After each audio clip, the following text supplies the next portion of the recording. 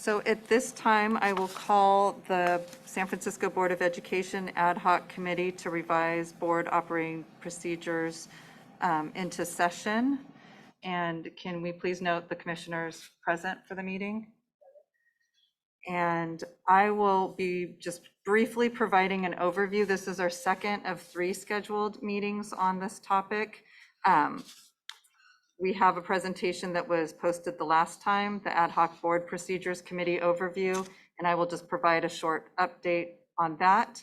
And then the bulk of our conversation will be taking place around the first posted document, which is the SFUSD Board Operational Policies Proposed Revisions. So I'll provide a short update and then open it up for public comment in just a moment. So this committee and tonight's meeting are part of a broader effort to improve how this board governs. We're committed to improving our behaviors and practices to improve student outcomes, and how the school board operate matters. Specifically, this involves how the board interacts with each other, how the board runs meetings, where the board focuses its attention, how the board and superintendent work with each other, and how the board engages with the community. All of these things impact the community's trust in the board. If a board operates effectively, research shows it's more likely to improve student outcomes. So operating effectively is particularly challenging given that it requires the cooperation and coordination of 7 independent commissioners. Having a clear set of operating procedures that all 7 commissioners agree to follow increases the board's likelihood of effectiveness in these areas. We don't have to agree on everything, but it's in the students' best interest if we do agree on how to work together. So as mentioned in our first meeting, all of our regular committees, standing committees have been paused while we do this work. And we are currently, in our first meeting, we brainstormed what optimal board member behavior would be in a variety of challenging or commonly recurring situations. Based on notes from that session, AJ and the Council of the Great City Schools team drafted policy language drafted policy language, and the SFUSD legal team reviewed it for compliance with state law. The reviewed rough draft was sent to the committee members, the full board, and was posted for the public to review as well. Recommended edits from committee members and our fellow commissioners were submitted to Mr. Crable and his team. And as always, the public can submit comments in writing, and we'll have the opportunity to comment in person as well. So at this meeting, we'll review the recommended edits that were submitted by the deadline. And then after this, we will then make another round of revisions, send it to committee members 7 days prior to the August 24th meeting. And this will be shared with all commissioners and be posted for the public. The 3rd meeting is currently scheduled for August 24th. And at that meeting, the committee will review the updated rough draft and the existing policy crosswalk as source documents for approving the final recommendation that we will submit for the full board's consideration shortly thereafter. And if you refer to the presentation that is posted, the 7/19/22 presentation, you'll see that our discussion is limited to 3 areas: communication, board meeting and agendas, and addressing concerns. Anything outside of these areas will be put in a parking lot, which the full board may address at a future date. So now here we are today, August 5th, and apologies for having to reschedule from Wednesday, but everyone was, I appreciate everyone's accommodation to make this meeting happen.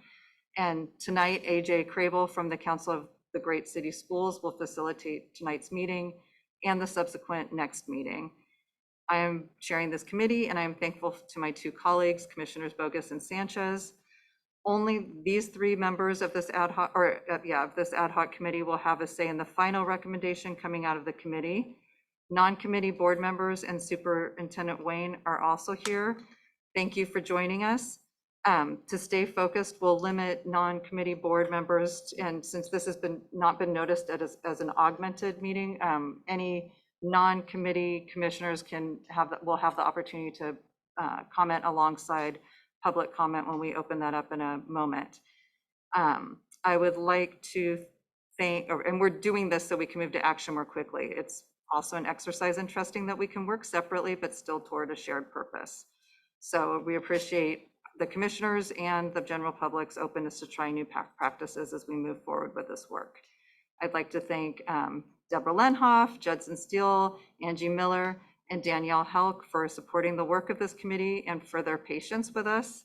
And I also want to acknowledge that the committee work affects them as well as district staff more broadly. So I appreciate their support and will also seek their input as we move forward with this process. And thank you to Superintendent Dr. Matt Wayne for joining us for this meeting as well. We are aiming to spend no more than 2 hours in tonight's meeting to get decisions so we can move forward to decisions quickly. And we're complying with the Brown Act, so our work is done in public. We have a very narrow window of time to accomplish this important work, and we know that it might feel quick and might be uncomfortable, but we have an abundance of evidence that what this board has historically done has not worked, and so we don't need to study the problem for 6 months. We can work together to make significant improvements in a short amount of time. So at this time, I will open it to public comment, 10 minutes in person and 10 minutes virtual, and I will give 2 minutes to each speaker who may want to come forward. So any in-person public comment? I am seeing none. So at this time, I'd like to open it up to public comment, 2 minutes each for any public members who may be interested in speaking at this time.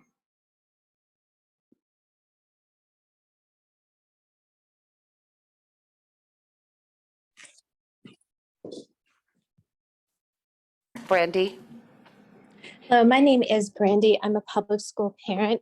I am very concerned about the board moving toward having fewer committees. This would suggest that there's not a value of transparency when Oakland Community Schools had to reinstate a committee structure after it was found that the superintendent was not managing almost $8 million worth of bond money properly.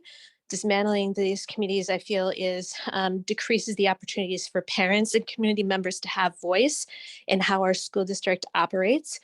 I am very concerned about what seems to be a move toward closing schools in our San Francisco Public School District. The consultant, A.G. Crabhill, has a history of going into school districts as a consultant, and the ensuing result is that schools are closed. I'm concerned about a lot of the verbiage that board members have been making constantly about outcome, focusing solely on test scores. This is very much in keeping with the kind of verbiage and PR flack we hear from school privatizers.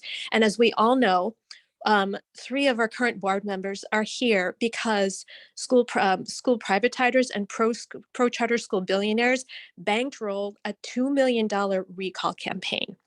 So we are very aware and very much in the know about what seems to be a move toward privatizing our schools. We know what this money that funded this recall campaign was supposed to do, and we have seen and tracked how this has happened in schools in the past. We are watching what happened in Oakland, and as community members, we will not allow that to happen to San Francisco. The board will not be allowed to close schools like what we're seeing in Oakland. And I hope you take those comments to heart. Thank you.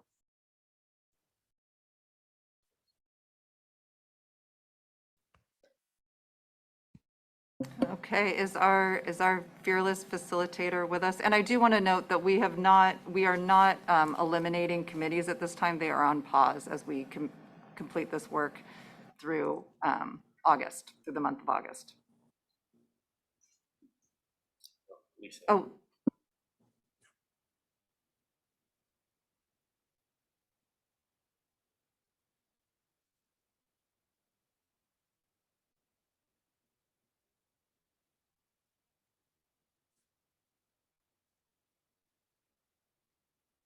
You can speak, Commissioner. Thank you. Sorry, I have the children in the background. Thank you so much. And I'll keep mine very brief. I just really want to say thank you so much, Commissioner Matomedy, for the really heavy lift that you're doing on this important work. I know that I, as a commissioner, for one, am personally benefiting from all the thought and organization that's going into the work that we're doing in conjunction with Mr. Crabhill and the Council for Great City Schools. So just want to express my appreciation for the incredible work and the amount of work that you're doing to try to get us moving, really working on governance so that we can focus on the critical work ahead. So thank you.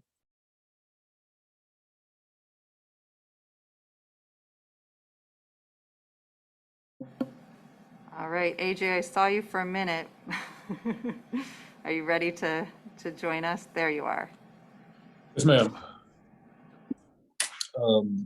Thank you once again for having me.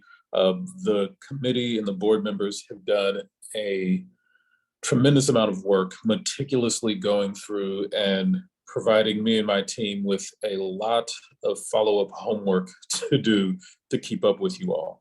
What we've done is we've taken all of the feedback that's been provided and we condensed it into one document, but because there's so much feedback, it is a lengthy document. I think it's 6 pages long, along with a response to each of the items that was surfaced by the board. And some of those responses are just for clarification. Yes, the observation of the board member is accurate. No, it's not accurate. Some of them, the responses really try to help offer some clarity. Maybe the language was not as precise as it could have been, but many of the times the comment back to the board is just that this is going to require some more discussion.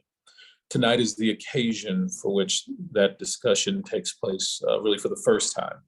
Obviously, once this committee has completed its task and provided a final draft back to the full board and the community will have that as an opportunity to review this work as well. But the first layer of this comes through this committee. The intention this evening then is to work through that 6-page document of all the feedback from the board, figure out where a consensus exists or does not exist amongst this committee, so that then my team can take that and make all of the adjustments and edits that you all identify, and then have that presented back to you as quickly as possible so that the full board, the community can review the document in advance of this committee's next meeting on the 24th, which is also in advance of the full board and eventually receiving this document next month for further consideration. So that is the intention this evening. Any questions about that intention before we dive into this response document and go through item by item the issues that board members have raised?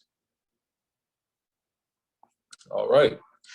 That being the case, we will dive in. And I want to double check. I know all board members have received this. So the document I'm going through is SFUSD board member questions and comments.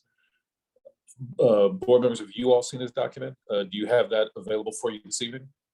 And I do want to verify, is this document made available in the board, in this committee's agenda, so that members of the community can have access to it as well? Excellent. All right, so then we will dive right in. And so I'm just going to go sequentially. Most of the document is sequentially, but as I've been rereading it, I noticed there are a few things that are slightly out of order, so we'll do a little bit of bouncing, but not a lot. So the first item talks about the role of the board. By the way, to match this up, I'll be going back and forth between the proposed revisions document, which has essentially the original document that's provided by my team and I. We'll be going through that document as the core document, and then referencing back and forth with the questions and comments document, which is the issues that board members have raised. So for example, the very first item refers to the role of the board section, which is literally the first page of the proposed revisions. And the question for the board members, don't we have student representatives? In fact, don't we have 2? The language in here suggests that there's 1. And that is an oversight by my team and I. The current language of your policies does describe a singular student representative, but in practice, you all have been operating with multiple. We should have caught that though. And so I'm glad that you all did. And so that is language that if it's the will of this committee, we can change in the next draft. Is there any opposition to making that clarification? There are allowed to be multiple student reps instead of just 1. All right, seeing none. The next is what happened on board policy 9310. And simply say that isn't changed unless it explicitly is recommended to be changes. So unless you see a change in this document, there aren't other deletions that are contemplated. So as we go through this evening, we may decide that there are some other things that need to be pulled in that do need to be modified, or deletions that do need to be considered. But 9310 is not removed. It is only amended where specifically indicated in this document. So it still stands. But what we can do in the next version to help clarify is we can pull in any missing pieces of 9310 into this document so that all of that is in one place for people to view. Any concerns about us doing that? All right.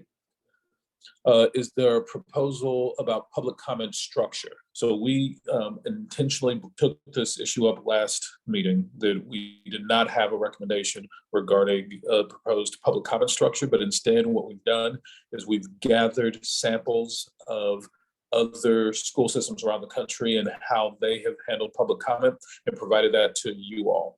And so if you all want to make a recommendation about how you think public comment should be handled, now that you have a document that has examples from all across the country, other large urban districts, then we'll certainly be open to hearing whatever recommendations you have and baking that into the next version. So I know that you all have only had a week to look at that document, so you may not have synthesized and come up with any recommendations. And so that can wait for the next meeting. But if you do have any recommendations about how public comment should be handled or structured, now is as good a time as any to share. We can bake that into the next version. Are there any advisings or guidance that you would offer? If not, again, we can take this up at the next meeting. Yes, thank you for that. That document's really helpful. It looks like when you look at it that 2 to 3 minutes per speaker, and then the president has, the ability to change that as needed. I think we should follow that, what we've been doing. But I'm really interested in looking at whether we want to have all public comment at one time at the beginning of the meeting, as opposed to throughout the meeting at each item. So I don't know what the preference is yet for this committee, but I would be leaning toward bucketing it all at the beginning and having all public comment at the beginning of the meeting. And then for non-agendized items, having that at the end of the meeting. Just my preference at this moment. Thank you for that. I think for me, I definitely am interested in us maintaining at least kind of the current standard we have now around people being able to comment. I think I'm maybe more in favor of having public comment for each item, but I definitely feel like I would like to have more conversation around that and just kind of discuss the benefits and advantages of kind of each way. I would love to figure out better systems for public comment and gauging how much public comment there is before the meeting so we can better gauge time kind of per items. And so I don't know how to necessarily capture that, but I think there is a need for the amount of public comment time available to kind of match the desire of the public to comment. And I don't feel like we really have a way to necessarily gauge that right now. Check. Yeah, I mean, I am interested in, I'm leaning a little bit more towards Commissioner Sanchez's view, in part because out of respect for the public, so that they have they don't have to necessarily wait through time periods that are unknown in order to comment on a particular item. And I also think as a board member, it's helpful for me to know which items of interest are of greatest interest to the public. So I am leaning towards front loading, or at least an exploration of that as an option, both out of consideration for the time of the meeting itself, but also out of consideration for the public's availability and time to comment. Just want, excuse me, just want to add on that I think with respect to whether it's per item or at the end, or just one, I mean, either one makes sense. I think the biggest issue I'd want to speak to is that if you, what's good about having it maybe just for all on the items at the beginning is I guess either that or having a finite time in the beginning of the meeting, because these meetings are a meeting of the board to do the work in public. And so I know it's important to hear from the public, but we should have other forums where the public can be heard. And the challenge becomes when public comments are so long, we're not getting to important business and decisions till 10, 11, 12 at night, when that's not when we're maybe in the best space to make decisions about our budget or staffing or things like that. So either if you do all the comments at the beginning, you might need to give a longer time, but then we'll be able to get to each item without having to stop for budget for comments. If you do have comments for each item, I don't recall what's in the current specifications, but in my previous district, we did have a time limit on it for I think like 15 or 20 minutes per item for public comment. So that let it. So at least there was a finite time, and again, the board can get to its business. So just some considerations for however it gets finalized. Yeah. Any other advising before we proceed? We had a time at the beginning, then we did have at the end of the meeting, we could come back for public comments. And I know it means the public needs to wait, but then the business has gotten, we've addressed the business that's needed to be addressed. And then, if there's public comments that are later, at least it's not on non-agenda items, then it's, again, we're not needing to do the business that late.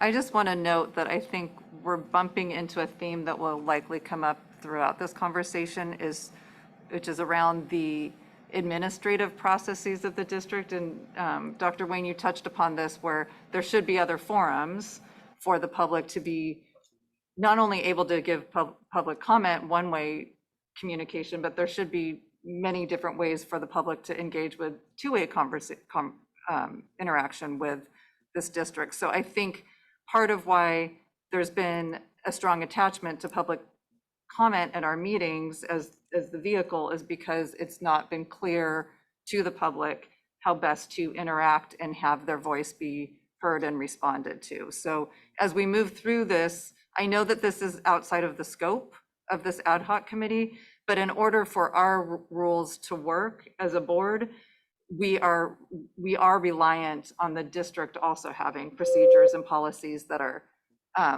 evident and carried out. And I believe wasn't an outcome of this, like I said, that one of my responsibilities will be to have the clear complaint process, or if we have a clear complaint process, make sure there's reporting on it and accountability around it. Yes, and I would say it's also an inquiry process. It's not just when the public has complaints, but when they don't understand something or just seeking information about how different policies or procedures work at the district. Got it. AJ, can we go back for just a minute back to 9310? Because I Yes. did just want to flag within that policy, there are, I would ask that that you and your staff look at that, because it does make reference to things like first and second reading and so forth. So to the extent that those may or may not be recommendations, it would be helpful to have clear guidance prior to our next meeting. Yes. And we'll definitely, again, we'll pull in all the relevant sections of 9310. What we didn't get done in this first draft, but that is becoming clear that we need to in the second draft, exactly what you described. Look through the rest of your policy manual to figure out if there are any other references to these same concepts that seem to be tucked in some other adjacent policy that we wouldn't have normally thought. And so we'll do some of that searching to try to find out those other pieces and bring them into synthesis with the will of the board. Thank you. Anything else on this public comment structure before we proceed? I think we have enough to go on to Just- add in the next recommendation. Yes, sir. Just one thing to add, I think currently just the prioritization of students in public comment is a practice we have, and I think figuring out how we want to, I think, like lock that in or kind of represent that permanently is great. I've worked with other boards where we've explicitly set aside time at the beginning of public comments, specifically to hear from students Frequently that's done, one, just to lift up and honor the voice of our students, but also so that they could go home and, do whatever they need to do to be ready for school the next day, rather than being in board meetings until 10 o'clock at night. And so I've got some experience with that with some of the other boards that we've worked with, and I can track down some of that language as well. Anything else about public comments? All right, so the next question is, are closed sessions being moved to the beginning of meetings? We did not have a specific recommendation here, but we didn't see anything in policy that precludes the board from structuring its meetings in that particular way. And so what is the will of the committee? Is that specific language that should be added in, or should the existing flexibility of not having language be retained? We've experimented over the years with different structures, but I think Jenny was thinking of having them before the meeting at 5 to 6, right? So I'd be willing to try that out again. Yeah, so we actually, we're trying, so it doesn't sound like we need it in the policy, and we're trying it beforehand, and we're making sure that we have communicated clearly that open session will be starting at 6. So 6:30, sorry. So we have it, we posted a public announcement on the SFUSD homepage today. We are doing social media on it. We have direct text messages to families and staff, translated into SFUSD languages. It was posted on the board. When the board agenda gets posted, it'll be posted. Just want to be, so the public knows it's happening at 6:30. So we wanted to make sure that was clear. So we'll try it at this next meeting and for a few meetings and see how it goes. Yeah, I think that I recommend that we include it in as part of what we put forward as like a recommendation, even though we're just trying it out. I think it's helpful for the way that we want to structure our meetings and to kind of set that consistency. And I think in my mind, as we move forward, we want to ideally have the time that the agenda items are going to come up listed in the agenda for folks. And I feel like the closed session at the beginning also kind of helps us navigate that too. So, I think I'm actually okay with us having that in there. I also wanted to jump back to the public comment one because clearly I wasn't thinking quickly enough, but something around like remote or virtual public comment and like how we're wrestling with that. Because I think moving forward, there is a role and a place for it, and I think trying to figure out how we kind of make it all work. Yeah, so I guess less answers and more comments about that, but yeah, check. Yeah, I hadn't thought about that. I think we do need to address the virtual aspect of the public comment. But back on the closed session, we have to be mindful also that there's public comment for closed session. So we'd have to, I think, convene, if we were going to be having closed session somewhere else, we'd have to convene here, I think, and open it up for public comment, unless we wanted people from the public to go to the third floor if we were having it in the conference room for the superintendent. So just keeping that in mind. Yeah, we did tonight.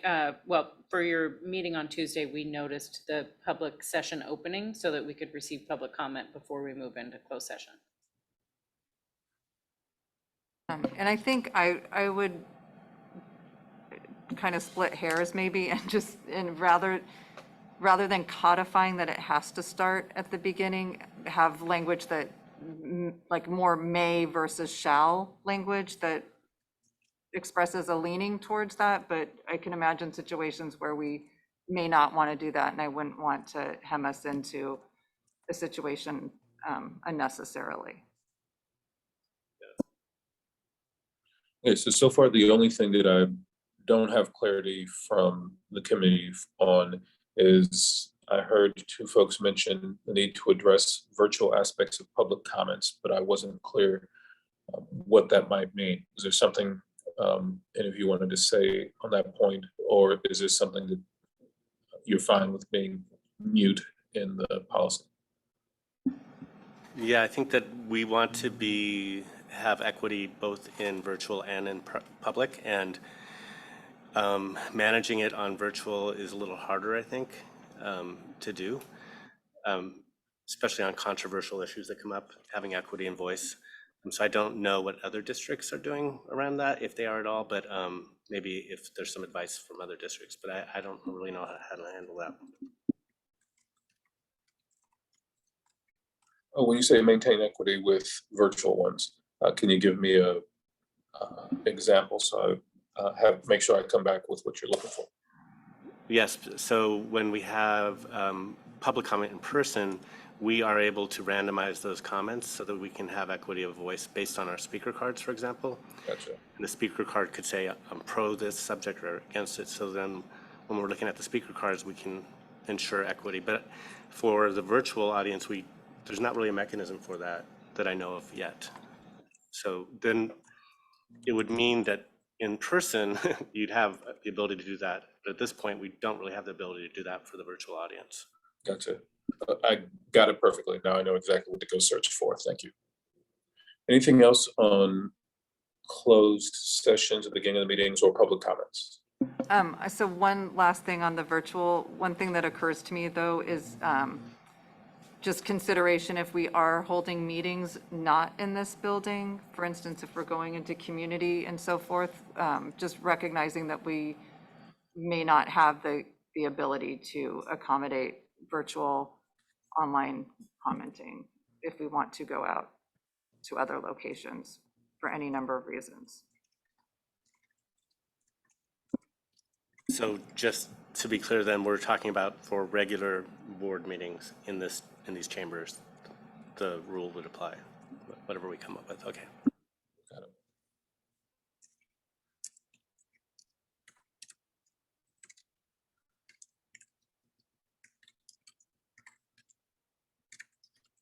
All right. So the next question is, what process should exist for staff who do not report to the board to give feedback about the board's direct reports?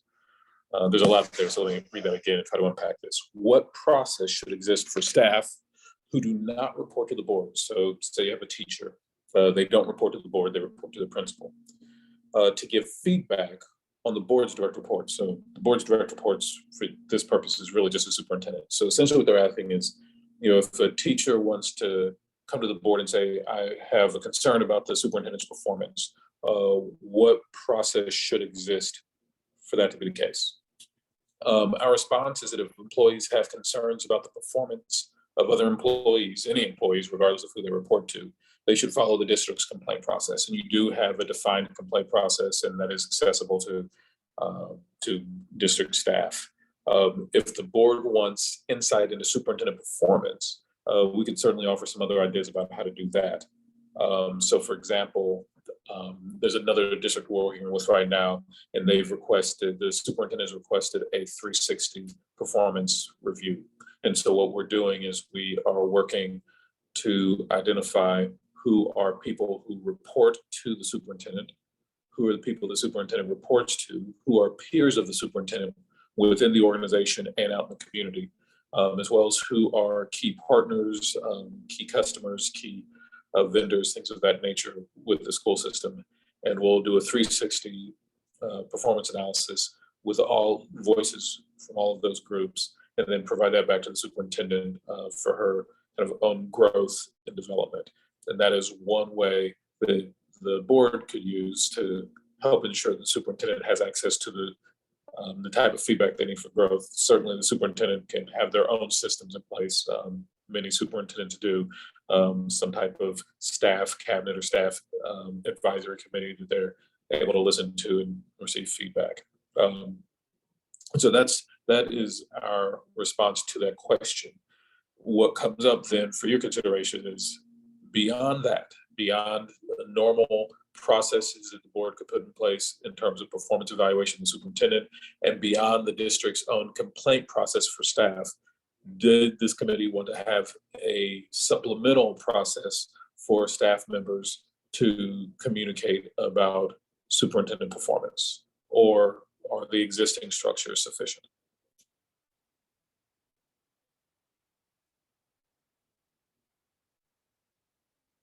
I think, I think something separate, I guess in regards to like superintendent's performance or other things that are like, I guess, like crisis level type stuff that people feel like we should be aware of, where the regular kind of complaint investigation system isn't like appropriate. That makes sense?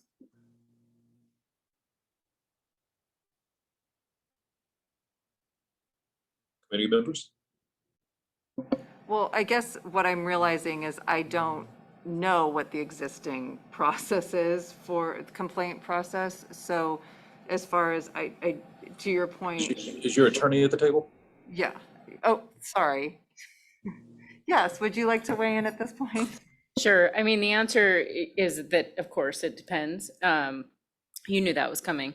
So it depends on the type of complaint, right? If it's a complaint that isn't alleging illegal conduct or including like conduct that would rise to the level of harassment or discrimination, if it's, you know, a dispute between an employee and their supervisor, then we do have one complaint process, which basically involves talk to your supervisor first. Unless you're not comfortable, then you can come talk to employee relations, and we have a whole process for that. If it's a discrimination complaint or harassment complaint, we have a different process for that.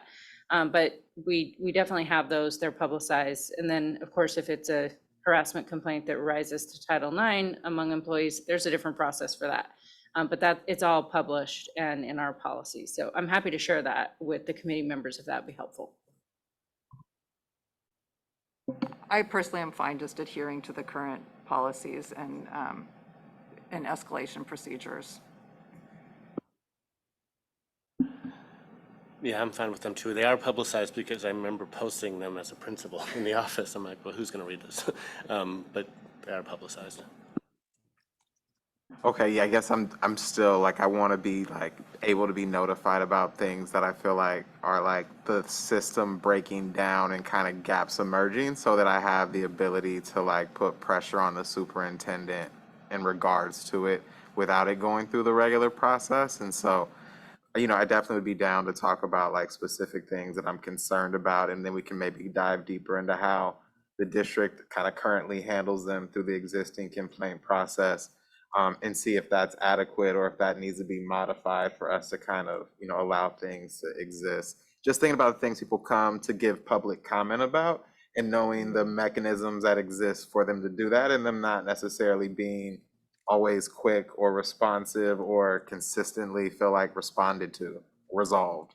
So if I could add to that or address that a little bit, Commissioner Bogus, I don't believe we have a complaint process that is not geared towards an individual employee. So our complaint process is, I have a complaint about a district employee, where do I put that down? What I hear you saying is that it's more of a general complaint about, and not insignificant, but more of like, this isn't working and I need the board's attention. I don't know that we have a process for that type of complaint. Does the district have any type of ombudsman role or some type of general complaint line that employees can dial? Yeah, that's a great question. We don't have an ombudsman role. We do have an equity office that often plays the same role that an ombudsman would in another district. We do have a family voice line where we get lots of complaints, but I don't know that there's, you know, and they have a process that they follow to resolve those. But in terms of like a hotline or a whistleblower line, we don't currently have that.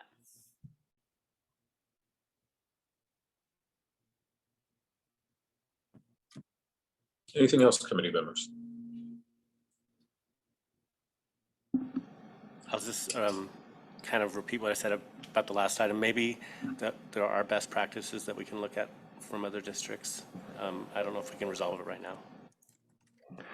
And I just would add one thing to consider, you know, these policies can always be revisited. Just as I'm engaging in the listening and learning, I'd want to know, is it that we have good processes that aren't, working well that I need to, or do we need to create new processes? Because I want to create new processes. If we have a decent process, it's just not being managed well, I'd rather focus on the, managing it effectively than creating a new process that to have to go through.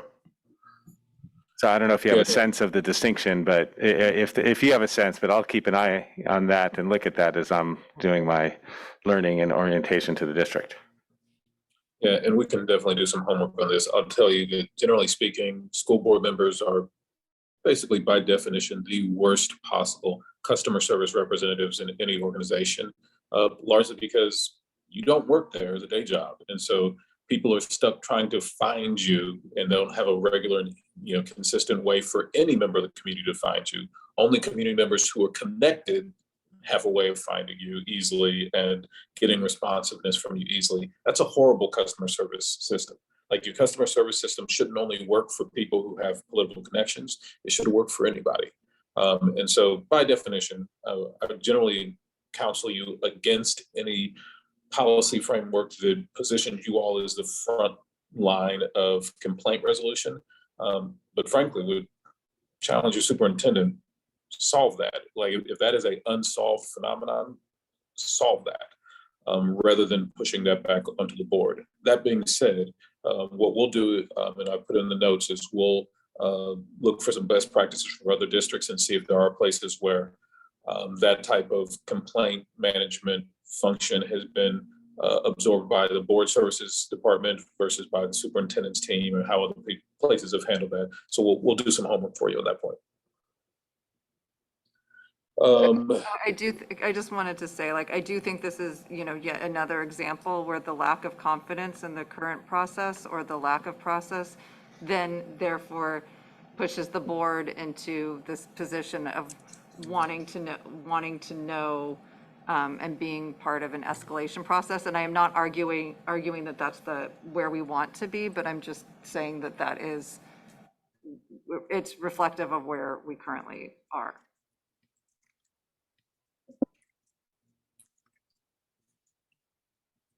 Yeah, I think you actually made a comment a few board meetings ago that's essentially saying if families feel like the best way to voice their complaint is to show up, wait a couple hours to speak at a board meeting, that the school district has essentially already failed that family in a really substantive way, and that needs to be cured. Like they should be able to get those needs resolved much more organically, much more closely attached to their school, than having to wait through a board meeting in order to get issues resolved. And that's, I feel like, what I hear you reiterating here. Yes, and that's true of employees as well. Yeah, certainly, most certainly. Anything else on this topic before we proceed? The next item is within the communications between board members and community members section. So the section entitled Communication Between Board Members and Community Members. We should add, here's the recommendation, we should add the following. Here's the comment from the board member. We should add the following. The superintendent will provide information to the board and to the public regarding how to provide comments and complaints regarding SFUSD. This information will include procedures and description of the chain of command. My team reviewed that. We certainly agree with that. What this is essentially doing is pushing onto the superintendent the obligation for having that process in place, so that ideally issues are caught before they make it to the board. So we agreed with that and are open to adding that into the next draft, but we accept whatever advising the committee offers.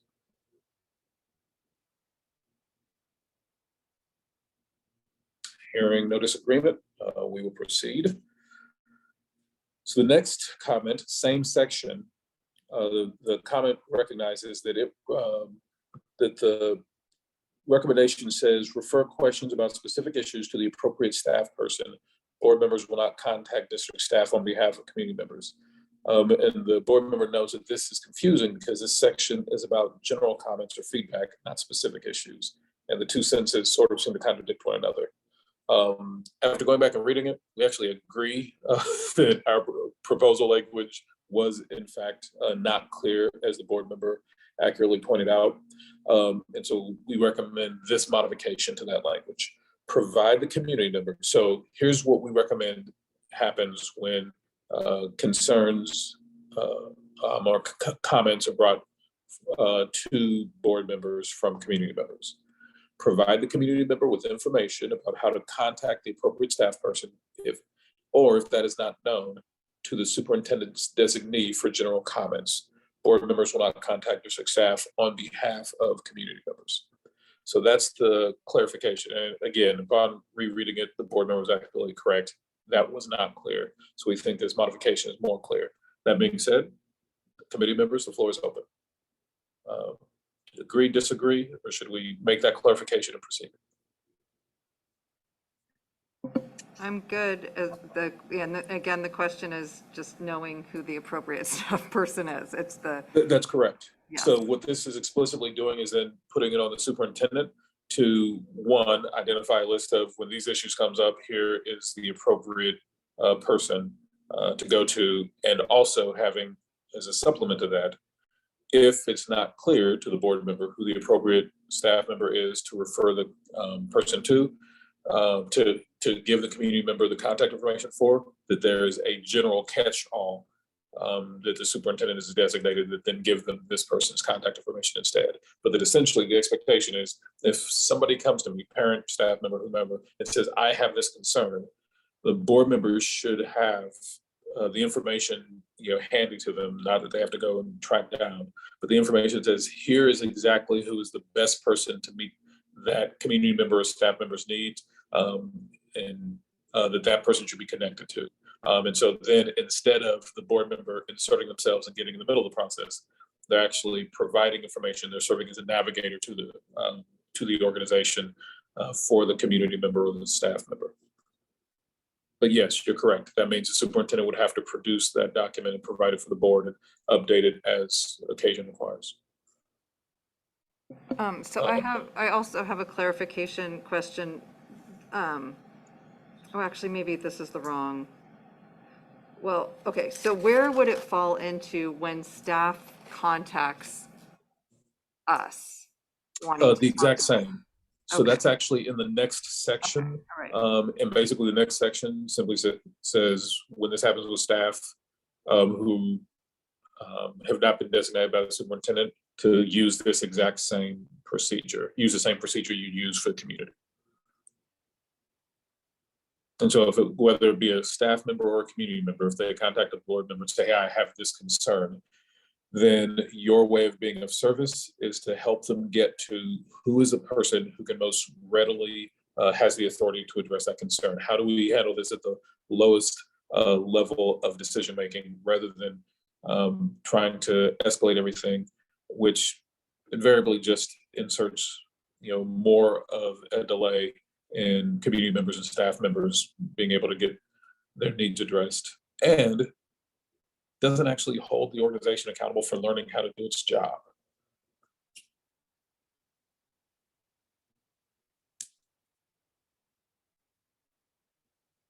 So that's the recommended language, that if community member or staff member comes to a board member and say, I have this concern, the job of the board member is to certainly, listen with, patience, compassion, professionalism, and then help connect them with the information about how to reach the person who is best positioned to help them get their need met. That is the expectation that this is codified. Questions, concerns, recommended edits from committee members? Okay. This issue is going to be recurring, so we'll have more time to think about this as we go along. So the next one, we're still in the exact same section. It says board members should ask if the community member has followed the chain of command. What if the answer is yes, and they simply have not gotten a response? Then what will we do?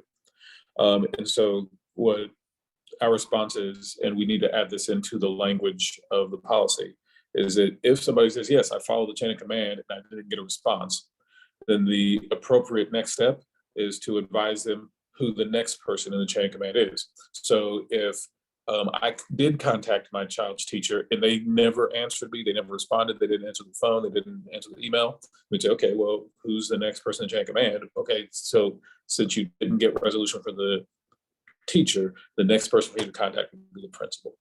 That's the idea that this is surfacing, is that if for some reason part of the organization is not responsive, it is unacceptable that is simply the last word, that instead the appropriate response is to then refer them to the next level of the chain of command. Any reflections on that or concerns about that recommended language addition?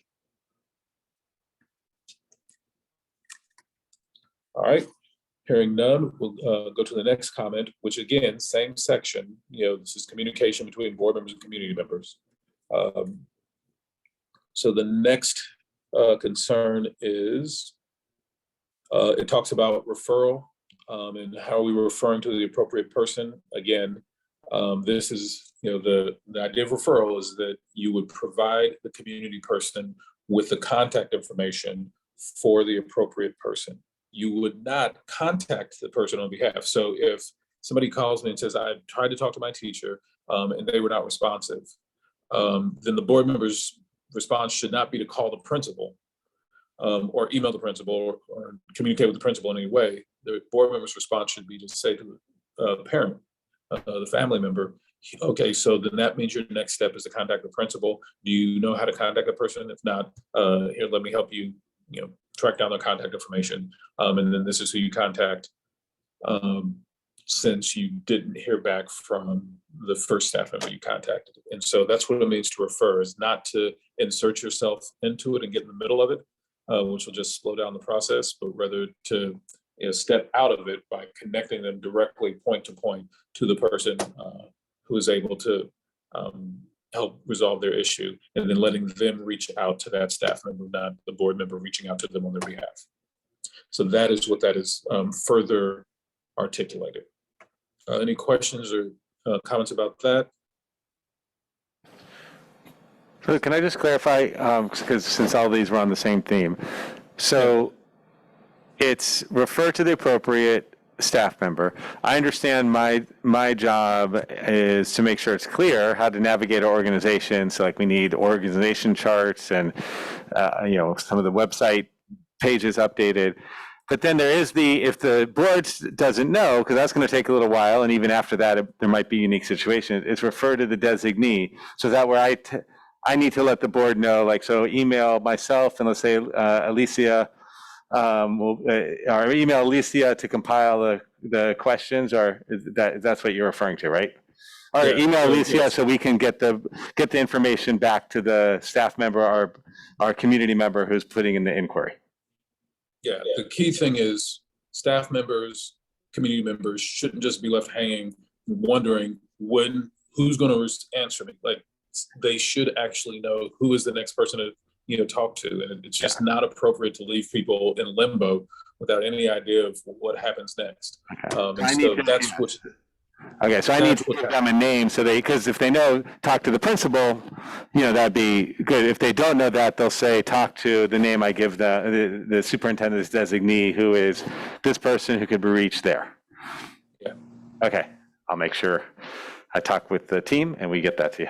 And to clarify, this would be someone that would be public facing, because it's not just, because currently what happens, or at least what the pattern I've been following, is if I don't know the answer, then I do forward it internally, but that the public doesn't know that I'm doing that. They don't have visibility into who that is. And so whether it's an ombudsman or something like that, but there's someone who actually is like, you public contact this person to get to the right place. Correct? That's what I'm hearing. Yes, but are we saying the board members don't even reply, or you're saying that, what are we saying, AJ, that they don't even reply, or in the reply they say, here's the person to contact, and then knowing that once they say that, and then that person will be responsive? Yeah, so with the board members, so here's the way I would always do it when people would contact me, because in my current district and my last district, we had basically the exact same procedure that you're all discussing here, which was if somebody came up to me, I'm in the grocery store, somebody rolls up on me, hey, aren't you that school board guy? I've got this issue. And say, okay, got it. So who did you talk to already? Okay, and what happened? You didn't hear back from them? Okay, here's the next person to escalate that to. And here's their contact information for you to contact them. And if you don't hear back from them, or if your issue isn't resolved, then call me back, and I'll let you know who that next, where the next step in the process is. That is how I learned to be responsive. And so it's not you ignoring community members and staff members, also not an appropriate response. That you do need to respond, but the response needs to be to help folks navigate so that the organization really learns how to be responsive to issues rather than learns how to just only be responsive to board members. And in cases where the person is ceasing the entire board, should we designate the board president to deal with that? Yeah, if somebody sends a message and says, this is going, I've included all board members, or you can see they're all board members CC'd, or they say I'm BCCing all board members or something like that, then I would encourage the board to have a standardized methodology for that, which usually should just be the board chair should automatically recognize that they are responsible for any time that type of communication occurs. That they're the one designated to respond and say, hey, thank you for reaching out on behalf of the full board. Here's who you need to connect with next. And if for some reason that you don't hear back, then contact me again and I'll let you know what the next step in the process is. And that is not in here, I can include that.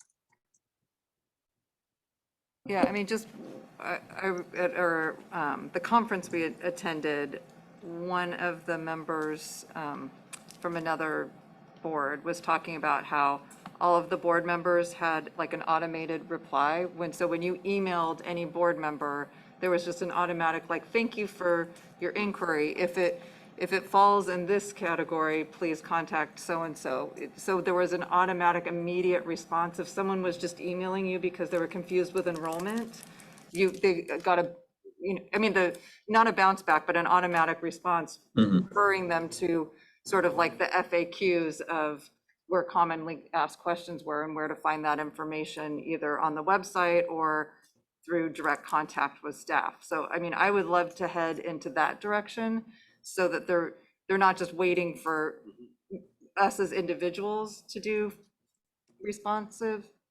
Yeah, so that's something I would love to see produced as part of the superintendent's package of amazing organizational navigation, which is underway.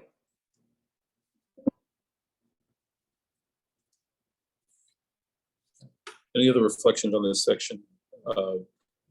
We're still in this section for a couple more comments. All right, so the next one says, the speech about the district should be positive and truthful. We should probably discuss this. And we agree. So the floor is open. What do you think about this expectation that board members' communication back to community members should be positive and truthful?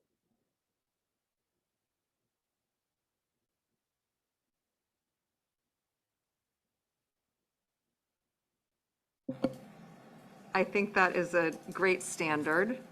I think, yes, I think that is an excellent standard. Sometimes those two things can feel at odds. But I do think it's our job to represent the district in the most diplomatic and positive of ways. However, I am looking forward to conversation with my colleagues on this matter. I think like the spirit of that is right, but I feel like maybe those aren't the words for it. I feel like those words give me a subjective feel in some ways. So I don't know, but I definitely want to capture a need to be, direct and to kind of state the facts as we know them with folks. But yeah, I definitely think those words maybe don't sit right with me. So for truthful, it needs to be less about that and more about we need to state the facts as we know them. For positive, do you have any clarification on the standard you'd expect for board members on that piece?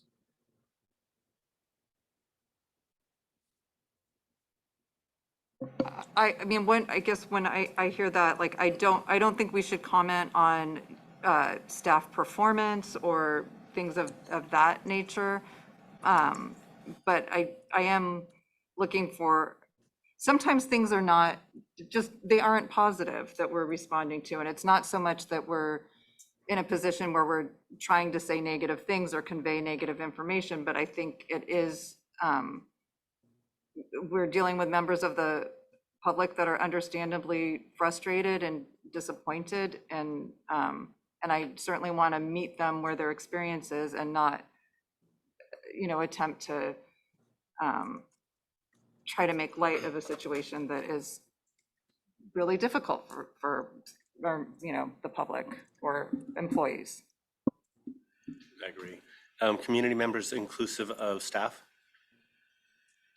Yes, so this still also applies to staff. Okay. Yeah, I think positive, we have a lot of shrewd community members who can read between the lines, but positive to me would be like spinning something into a positive statement when there's something really negative happening that you really can't spin that way, like the payroll debacle, for example. Truth. All right, so let's use this. That's a great example. So staff member contacts you, they're frustrated about the payroll situation. Highly legitimate thing for them to be frustrated or disappointed about. What's the standard of communication? I hear you say we shouldn't be expected to try to spin things, especially the relatively unspinnable. What is the standard of communication from board members on a topic like that? Empathy.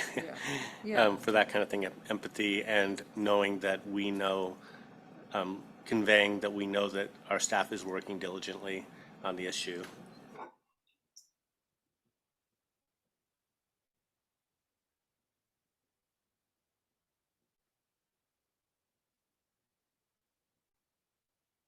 Anything else on this language about positive and truthful? I think I've got a sense, but anything else that I need to know to make some edits here? All right, so the next piece says that this section implies that board members should know the proper district procedure for community members to follow. Is this intentional? Yes. Board members should in fact know the district's procedures around communication between board members and community members. And the board members should know the proper district procedures regarding how community members provide a complaint, or staff members provide a complaint. So yes, that is absolutely the expectation. I would say it is largely unacceptable for board members to be entirely ignorant of those type of procedures. Because of the nature of your role, you're going to hear those type of issues come up frequently. It's part of your job duties that you need to be familiar with those procedures around communication and complaints and know how to refer people. So yes, I would very much say that as an expectation, but you're the committee, not me. If you disagree, let me know, and we can back off of that expectation being baked into the policy.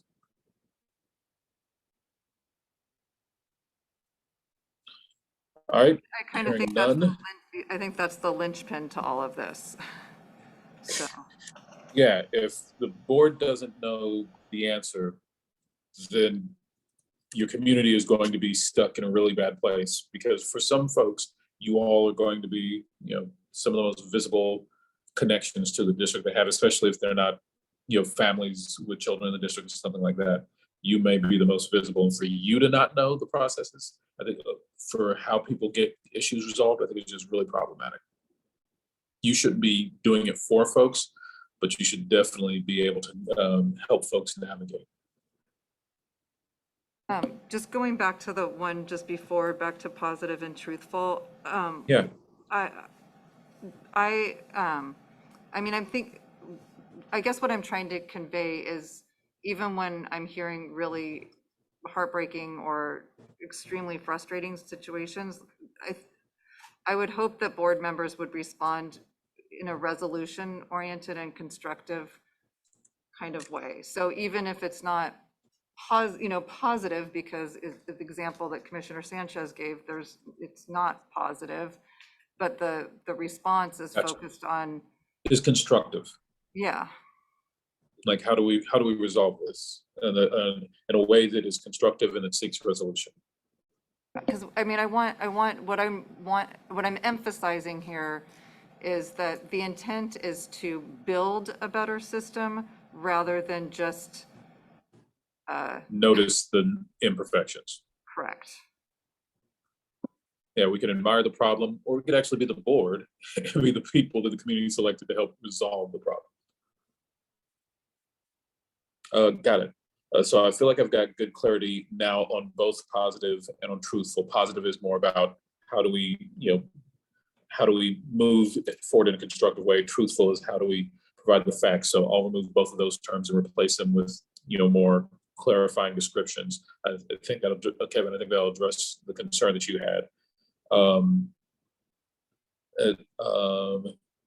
that brings us back to, so now we're going to just the very next section, but it's still related. Communication between board members and staff who do not report to the board.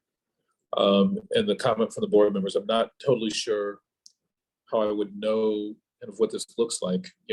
We'd ask the staff member to follow proper protocols, or would we refer them to a different staff person? And the answer is yes. Again, the expectation is that you are not doing things on behalf of staff, but if if staff members who don't report to the board communicate with you as a board member, then you'd absolutely be responsive, but by connecting them to what is the next appropriate step in the process rather than doing it for them.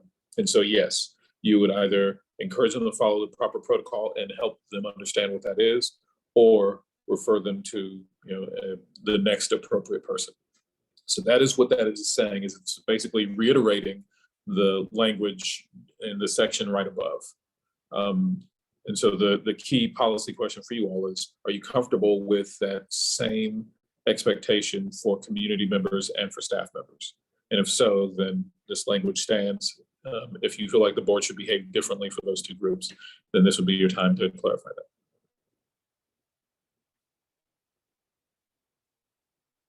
All right. I have a question. I do have a clarifying question. So Yeah. if I have, for instance, there's, items come up on the board agenda and a staff member may reach out to individual board, we can't have a quorum, so reach out to individual board members to say, this is coming up, I'd like to brief you on this. It seems like adding an extra step of ensuring that or what is the process then that staff should be undertaking so that as a board member, I'm aware that that the superintendent, that this is being done, I don't know. Yeah, so to be blunt, this is a superintendent issue. If the superintendent is the person who is responsible for briefing you on items of district business, that you literally hired the superintendent to be your one connection to the organization. So when there's business, that the superintendent has frankly, a legal obligation to advise you on how to go about the business. You all make the final call, but the superintendent has an obligation to provide advising to you on what he believes is the best course of action. That is what you've hired him to do. And so anytime the board needs advising on board business, you should be getting that directly from the superintendent, unless he has designated someone else on staff to provide that to you. So maybe there's a financial issue. The superintendent says, actually, for this, there's a really technical matter. For this specific issue, please communicate directly with my CFO on this so they can work you through the very narrow specificities of an item. No shade on your superintendent. I get that he feels more like a CNI, a curriculum and instruction guy to me, than a chief financial officer to me. And so I could see him saying, I could see him walking you through the fine print on a instructional issue, but deferring you to a member of his financial staff to walk you through the fine print on a financial issue. That is perfectly appropriate. What doesn't work is for board members to kind of cherry pick which staff we want to go to get our information from. That doesn't work. What it does is it creates a scenario where you are actively encouraging staff members to ignore the leadership of the superintendent. You're the one who put the superintendent in leadership. For you to then turn around and behave in a way that undermines the leadership position that you put the superintendent in just doesn't work. You can't create a coherent organization that way. Okay, well, then I seek some guidance. I don't know if it's in board policies or back to the superintendent policies about how I know when staff is contacting me for a very specific board-related issue, to provide information, not to issue a complaint, just to share what they're working on and that it's coming before the board. How do I know as a board member that that's been vetted through changes? Superintendent, how will your board members know if the staff members communicating them are doing so under your imprimatur?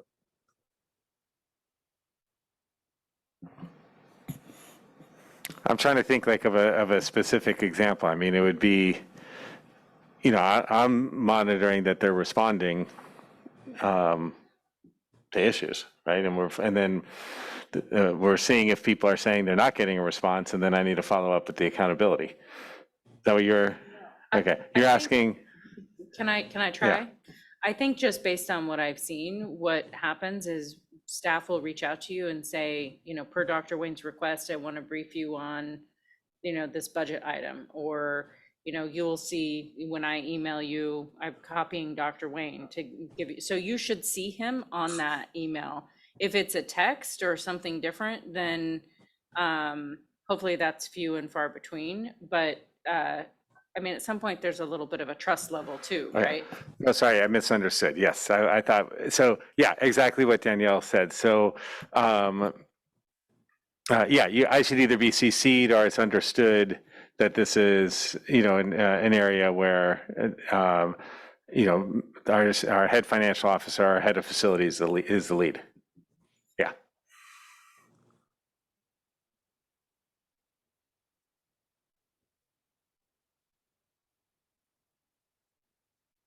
Is that responsive, Lenny, is that responsive to your inquiry? Yeah, I mean, yeah, I think so. It's come up at any number of times, like even like with the mission-based school, like our chief facilities officer, and I was really pleased that she reached out to proactively to brief, which is, not necessarily the way that all staff members have approached briefing. So I certainly don't want to chill the initiative of staff to inform board members about things coming before the board. So to the extent that but I do, I support transparency completely, but I don't want to like slow that down. Anyway, that's what I'm raising. Well, so one thing, Lenny, that you do need to be clear about, and I think this is Danielle's point, as a board member, you need to know, is this staff member calling me as an individual staff person, just because they have an opinion, or is a staff person contacting me because they are speaking on behalf explicitly of the superintendent? I think as a board member, you do need to know the difference between that. So there's,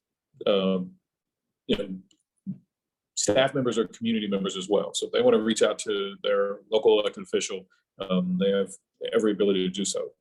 How you respond, though, is going to vary. If they're contacting you kind of in their role as a community member, that is very different than they're contacting you under the direction of the superintendent to brief you on a particular issue. If they're contacting you to brief you, then that's, at that point, that conversation kind of follows the norm of a conversation you have with the superintendent. If they're contacting you as a community member, then that conversation needs to follow the norm of how you interact with any other community member. And it's that lack of clarity that I think is tripping up board members. How do we respond? So what I can do is I can go back in here and outline kind of this bifurcated understanding of it, that when staff members are communicating me under the aegis of the superintendent, then this is how we interact with that person, because that's what the authorization is to do. When they're contacting me just as a private individual, then I need to revert back to the procedures we use for any community member. But I can modify the language to clarify that. Thank you. I think that would be helpful.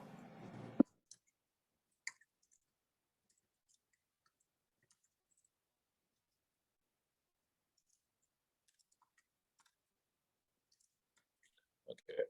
Very, very helpful conversation. Thank you. So then the next section, same section of the policy recommendation, but the next issue is, it talks about We should be having conversations about, we should be implementing this as it relates to all district business. And one board member asked, should we only be implementing this as it relates to day-to-day district business or all district business? Our recommendation is that this applies to all district business, this bifurcation of, are they authorized by the superintendent to be reaching out to you, or are they reaching out to you as a community member?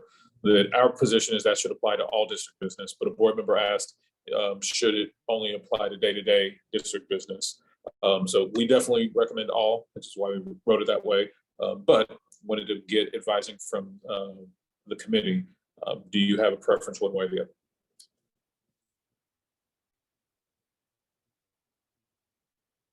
I guess I'm not really clear on the, what's being distinguished, is what the concern is.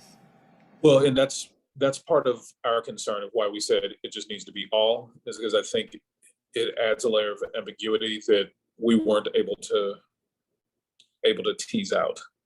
And so instead of adding yet another layer of uncertainty, we just said this should just apply across the board. If they're contacting you on behalf of the superintendent, it goes over here. If they're contacting you on behalf of themselves, it goes over here.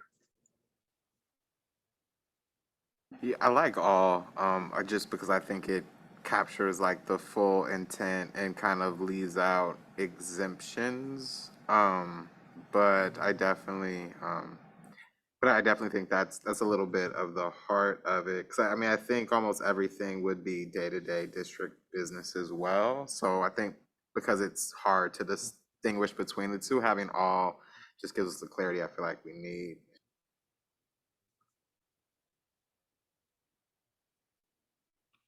So the next item, and this is getting a little bit, there's a whole section that a board member wrote that said, hey, can we add in here that it's appropriate and important for board members to communicate with a broad range of SFUSD community members, including district and school-based staff, to receive feedback about the board's performance, to understand current conditions with the district, and to think together about the best path forward for the future of the district. The district staff or board members, freely initiate communication about such matters, provided communication is voluntary. Staff aren't required to participate and does not involve board members giving direction, resolving specific complaints, or otherwise conducting day-to-day business operations. So definitely get the spirit of that message, which is, communication is a reasonable and appropriate thing, and it should be treated otherwise. We agree with that. We strongly disagree with adding this language, largely because the bulk of that was modifying this idea, understanding the current conditions within the district and performance. That is in fact not a board member duty, that is a board duty. The superintendent has one supervisor. Only a completely flawed understanding of the nature of the role would suggest the superintendent has 7 supervisors. The superintendent has one supervisor. That one supervisor is the school board. No individual board member has any authority regarding the performance of the superintendent. The board has absolute authority regarding the performance of the superintendent, but no individual board member does. And so we strongly recommend against any policy language that blurs the line and begins to afford authority to individual board members over the superintendent. The superintendent should be responsive to the will of the board, not responsive to the will of individual board members. We think this policy language, though well-intended, meaningfully blurs that area of clarification, that the superintendent works for the board, not for board members. For that reason, we recommend against this proposed language, but obviously we bring it forward for the board's consideration, for the committee's consideration. Yeah, I empathize with the response from this board member, but I don't think board members communicating with staff and asking them questions provides a voluntary situation. I mean, they're going to feel obligated to respond in most cases. So, but I do feel like if staff want to contact us just to apprise us of what's happening at their school, like for example, most of my friends are teachers and principals, and I hear all the time about what's happening at their schools, but I'm not interfering. They're volunteering information, and it's good for me to know. I get a better sense of what's happening in the district. But I don't think I should be initiating those conversations. Yeah, and that distinction that you highlight is precisely the point that we're making, is that it's never going to be inappropriate for folks to reach out to you. You're a public official, get used to it. You're going to be contacted, and it's appropriate that you be contacted. But there is never going to be pure freedom from a sense of obligation. It's never going to be purely voluntary. If a board member comes up to a staff member and says, I want to know about this, but only if you're okay sharing, like, this is disingenuous in the extreme. Like, the power imbalance is just simply too great.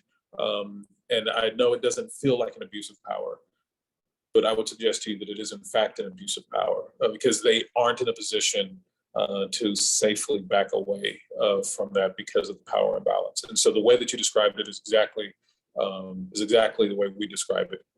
And what we can do is we can try to add some language in there to clarify. Staff coming to board members, they do that of their own volition, so be it. But board members going to staff members really crosses a power imbalance that is unfair and potentially abusive to staff members. I would say also that the conversation we just had with the distinction between, acting as an agent of the superintendent conversations versus the conversations that are as community members was helpful to me as it relates to this piece too. And just having that awareness as a board member of, like, am I talking about board business in a sanctioned kind of way? Or am I having a conversation more as someone who has deep experience, but I'm communicating with them more as a community member?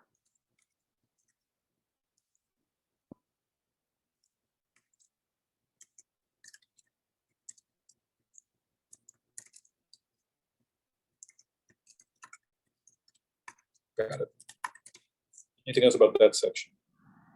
About that item? So still in the same section, communication between board members and staff who do not report directly to the board. Does it mean that all requests for information, all requests for action need to go through the superintendent rather than through individual staff members? And our answer to that is unequivocally yes. If a board member wants information, they need to make that request of the superintendent. There's no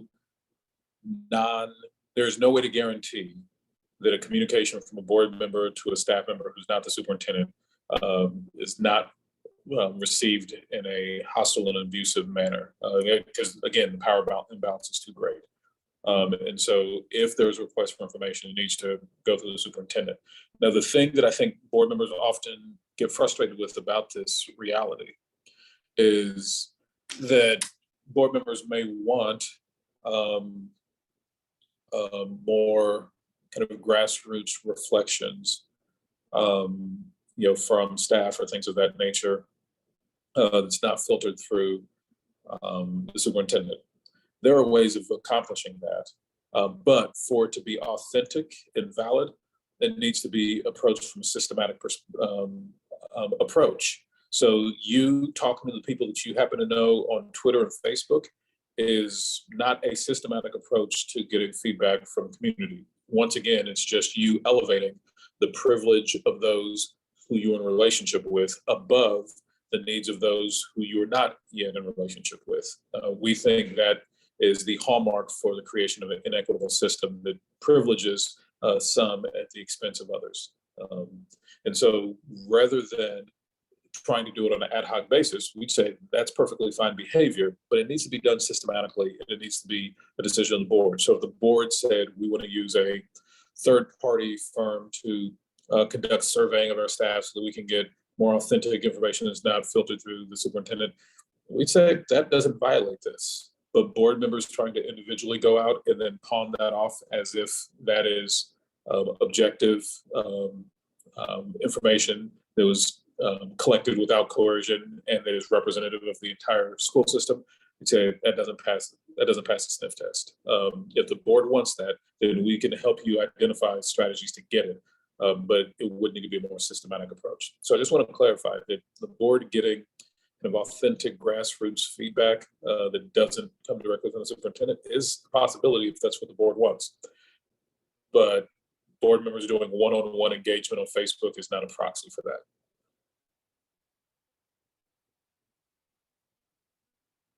Other reflections on this idea that requests for information go to the superintendent rather than going directly to individual staff members. Sorry, I stepped out for a second, but we'll have to have a process. I think that I was fine with the process we had before, which is we emailed the person and CC'd the designee from the superintendent for that information, so that the superintendent in effect knew there was a question for information. Are you suggesting that as opposed to email me and let me disperse it? If you prefer that, I prefer, yeah, email me. okay. Just even, Well, can I give an if I example may. why, or, what's that? Well, and if I may, when Yeah. he says email me, my coaching to the superintendent would be email me or my designee. And I designate someone who, board members, you have any requests for information, here's the one person that you always contact, because this is the person that I'm meeting with on a daily basis to make sure that I know what your needs as a board are, and that I'm getting those needs met. That way the superintendent is free to spend some time actually in schools and helping support instruction, not just attached to his phone. That's helpful. And I think and what I was going to say, just to be clear, because these are questions around effectiveness to me, less than, power or control. And what I've seen just with requests, sometimes it takes a little thinking through, like, okay, what is being asked? I just had this exchange with the board member. We realized, you know what, we actually don't need this. And rather than involve the staff member first, whose first instinct might be to say, oh, you know what, let me provide this information. Sometimes it's good to think through what's the request and why, and then, and I'd prefer to have that just between myself or my designee, than have to have a staff go through that as well. So the policy would be not even, so let's say it was Ritu. I wanted some information, but I emailed her and CC'd you. I should not email her, I should just email you. Yeah. Okay. Unless the superintendent has previously identified her as a designee. Yeah, or like, yeah. And I think we've said, we'll clarify this as things come up. I think we've said for board subcommittees, when we get back to board subcommittees, we're going to talk to that. I also think I hear what you're saying. Well, no, we actually have a process already for board items, right? Yeah. We're coming back. Yeah, so, because that's important too. Like, you don't want to wait to get a response about a board item. Well, you're going to get the board agenda well ahead of time too. So maybe all that will be resolved.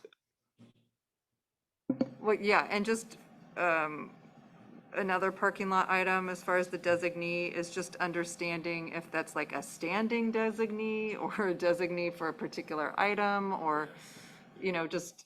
Yeah. And that's going to be on the superintendent to clarify that. You're absolutely right. The board deserves that degree of clarity, and the superintendent needs to figure out how to provide it.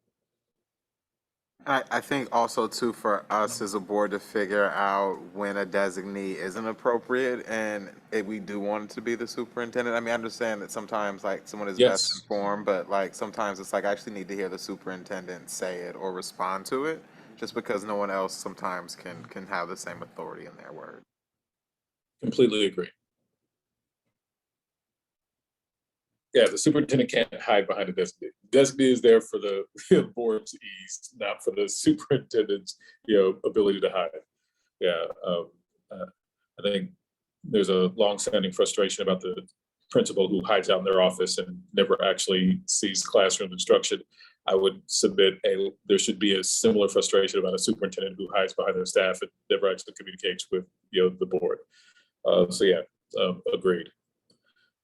So adding on to this same conversation, so the next question was, if there are requests for information, should the board president be CC'd on those requests to ensure continuity?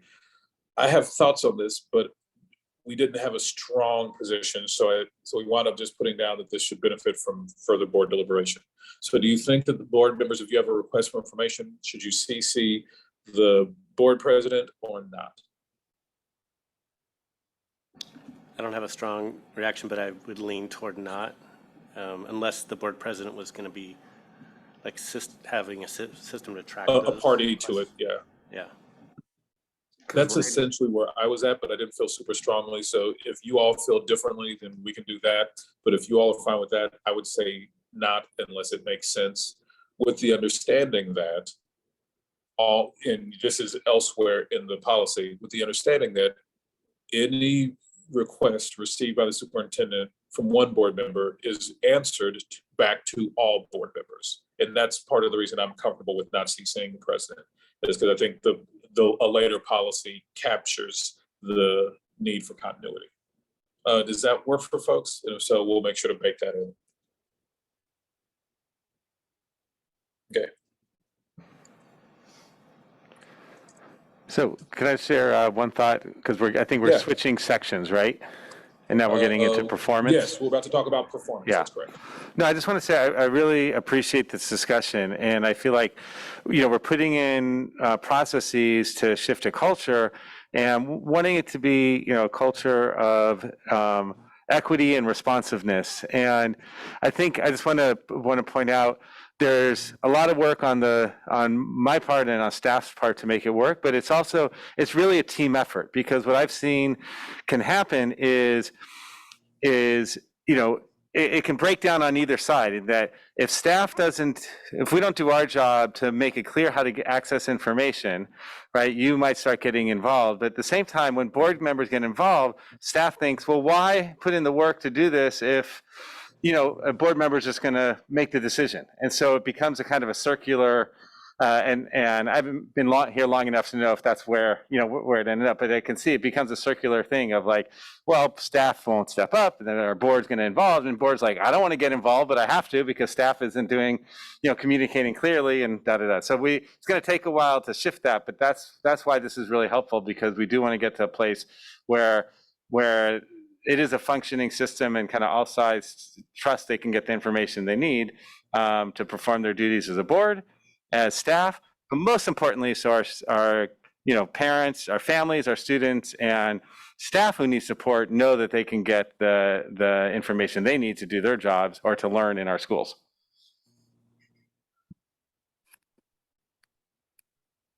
Any other reflections on communication before we transition to discussions about performance?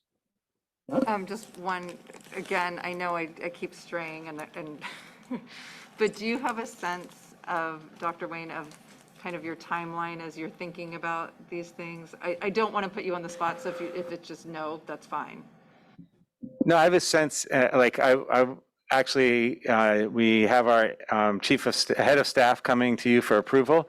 I've already talked to him about one of his first jobs is to get to work with our team about getting our organization charts updated, because I've received feedback those aren't clear, and that'd be a starting place. So it's going to take time. I think we'll probably start September 1st. So that might take a little, through September, but it's things like that we're prioritizing up front.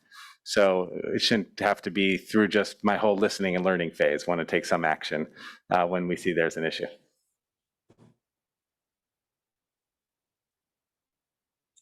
All right, performance. So we're now transitioning to board member concerns about the performance of staff who do not report directly to the board. We just got one item here, so maybe another one further down. Then board member concerns about performance of staff who do report directly to the board. Basically, board member concerns about superintendent performance. And then we'll get into board member concerns about board performance. There's a lot here, so I'm going to continue to try to move through this with haste, because I think the more controversial section actually is going to be when we get down to the board meetings. There was just a lot more inquiry from board members about that section, so I want to hurry up and get to it so we can give it the time it deserves. Board member concerns about performance with staff who do not report directly to the board. Is there language that describes who constitutes a designee? No, there's not. Our recommendation is not to put that language in here, but instead to obligate the superintendent to provide a document that indicates what designees they've put forth. And so I do not recommend that be hard-coded into this document. I think it needs to remain variable. Any concerns with that recommendation? All right, so then we move on to concerns about the performance of the superintendent, essentially. Can we include language that makes clear who the board's direct reports are? We agree with that and think that should be included here. So while the superintendent's designees, we say that should not be in the policy, who are the specific employees who report to the board should be. So for clarification, can someone tell me which employees report to the board? Which employees are actually evaluated annually by the board as opposed to by the superintendent? I think just the superintendent.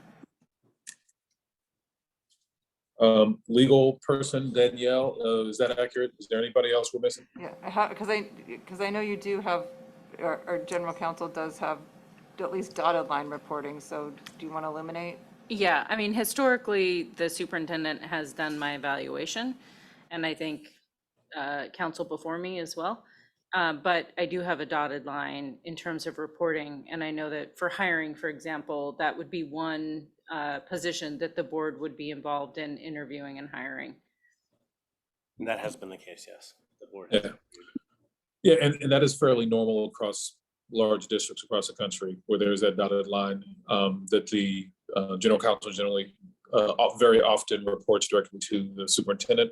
The one caveat I just put out there, because I know we've got newer board members, and Danielle, correct me if this is incorrect in California, but in the case that there was a legal dispute between the board and the superintendent, general counsel is obligated to represent the board, not the superintendent. Is that accurate in California? Right, so the client of the general counsel's office is the district. And so the district is represented, given any given issue, by either the superintendent or a majority of the board. And where the superintendent and a majority of the board are not in alignment, it is the majority of the board that the council has to take direction from. Just so that board members are aware of that, even though this person is evaluated by the superintendent. If there is a dispute between the board majority and the superintendent, the general counsel's zealous representation falls on the side of the board majority. Any other questions about that particular item? So the next part about this is in the event of alleged or suspected illegal activity, board members should confer with the district's legal counsel about appropriate steps to take. That is not in the current language. Actually, I think your attorney may have added it, or somebody else who's an attorney may have added it. But we agree with that, that there should be a carve out that if there is alleged or suspected illegal activity, that board members should be authorized to go directly to legal counsel about that, not go through the prescribed process. Any concerns with that, board members, I'd strongly recommend that we add that language in to protect you. All right. So now we move on to board member concerns about board member performance. And so there's a few questions here. So the first one is, what's the difference between dismissing an allegation or declaring an allegation unsubstantiated? The difference as it's intended to be drafted, and we can clarify the language. I'll call for a little bit of support from legal on this where necessary. But the idea of a dismissal is a board votes to dismiss. You're not even considering the merits of the allegation. You're just saying we're rejecting it outright without consideration.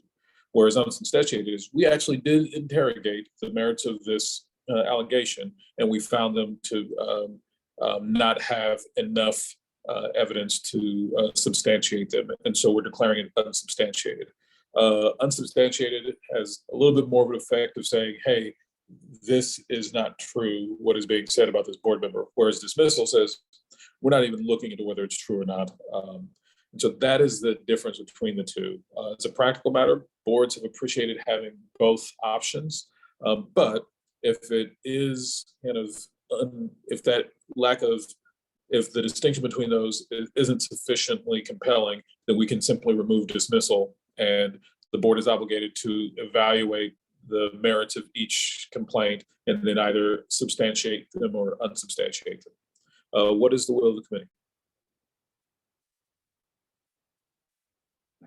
I'm okay with keeping both of them, kind of seeing the differences between the two and the different roles they play. I feel like it kind of gives us more leeway. If I could put a plug in for the current language, I think the flexibility that the current language gives you is to look at an allegation and say, even if this is true, it does not merit the board's time to investigate and consider it because it does not rise to the level of something we would address. So it's sort of that even if it's true, we're not dealing with that stage, which I think gives you flexibility to respond, to be nimble based on the allegation. Yeah, so if somebody comes to the public comment to say, Mark Sanchez robbed a bank, I don't think the board should be investigating that particular item. And in that case, that would be, based on what Danielle's saying as an example of timing might say, we're dismissing that, and that is just completely outside of our jurisdiction. We do not have criminal authority to investigate that. We'll certainly defer to the DA, but we're not going to look into that. And that's different than saying we looked into it and we think he did it. We totally think he did it. All right, so the next section about board member performance is, so this is particular. Essentially, what's at question is, does a board member have the authority to escalate an item if, in the case that they feel like it hasn't been addressed, or do they only have the authority to escalate an item if there is a continued violation?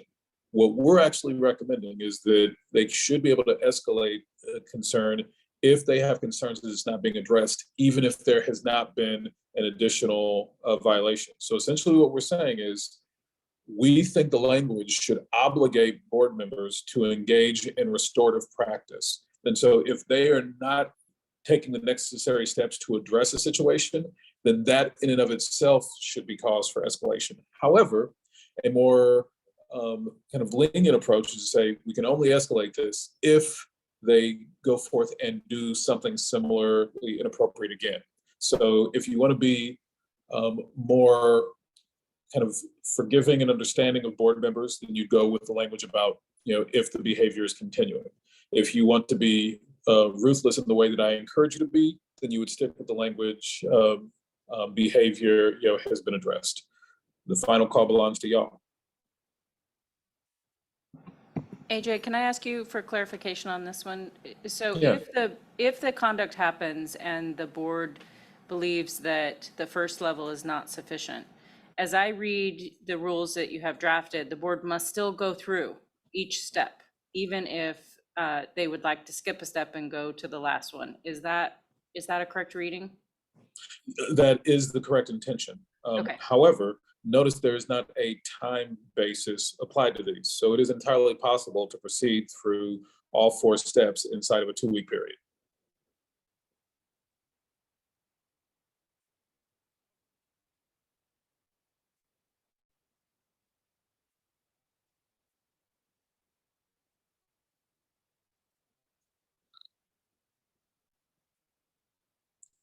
I'll tell you, board, lean toward kindness, which we don't recommend, or lean toward more sternness, which we do recommend.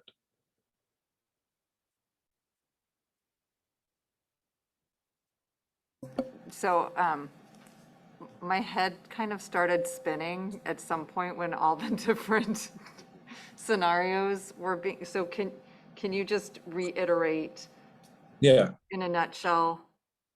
So essentially what this is saying is, in order to escalate an issue, so it's gone through step 1, step 2, and step 3. Essentially what this is asking is, in order to escalate this to step 4, does an additional occurrence have to have occurred? Or can we escalate to step 4 if they simply failed to address the items during, as a result of step 3? So, say, we found out that, AJ, pushed another board member. And we substantiated that in step 3 and have the expectation, AJ, you need to repair the harm that you created. And so I've come up with, okay, here are the things I'll do to repair the harm because I pushed, Mark. Should we be able to escalate to step 4 only if I push Mark again, or if I fail to repair take steps to repair the harm that I did from pushing Mark in the first place? What I'm saying is it should be the latter. Failure to repair the harm should be cause for escalation. What other board members have suggested is it should be the former. It should only be able to escalate to the more severe situation if there is additional behavior. I'm saying be less forgiving, but you all have the opportunity to be more forgiving. The choice is yours, but I need your guidance on this. Yeah, I'll lean toward less forgiving. See, I know I like Mark. Yeah, I think I also too am. I think, yeah, it sets a clear standard for the board if it's about the repairing the harm versus just doing it again. And with the limited actions that we can take as a board, I think it's better to have that higher standard. Lainey, what do you think? I support that. Yes. Again, even though, and I'm making a little bit light of this, by suggesting this is, a little more aggressive, understand the underlying intent is that this is holding the board accountable to implementing restorative practices, not to simply not getting caught again. Like that is the distinction here. And I think that is a worthwhile standard to hold public officials to. And so I appreciate your stance on this.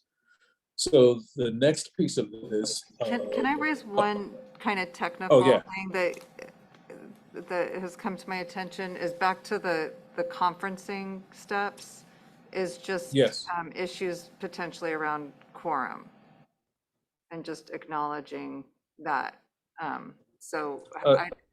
Yeah. Yeah, Danielle, do you want to opine on this? Do you see something in step 1, 2, 3, 4 that potentially violates Brown?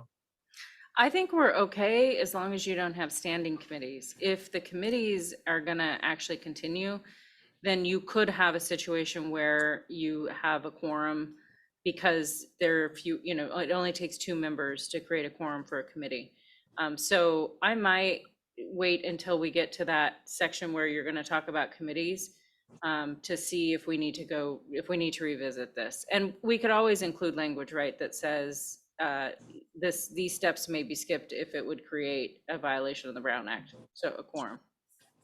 Actually, I would just recommend proactively adding in that language.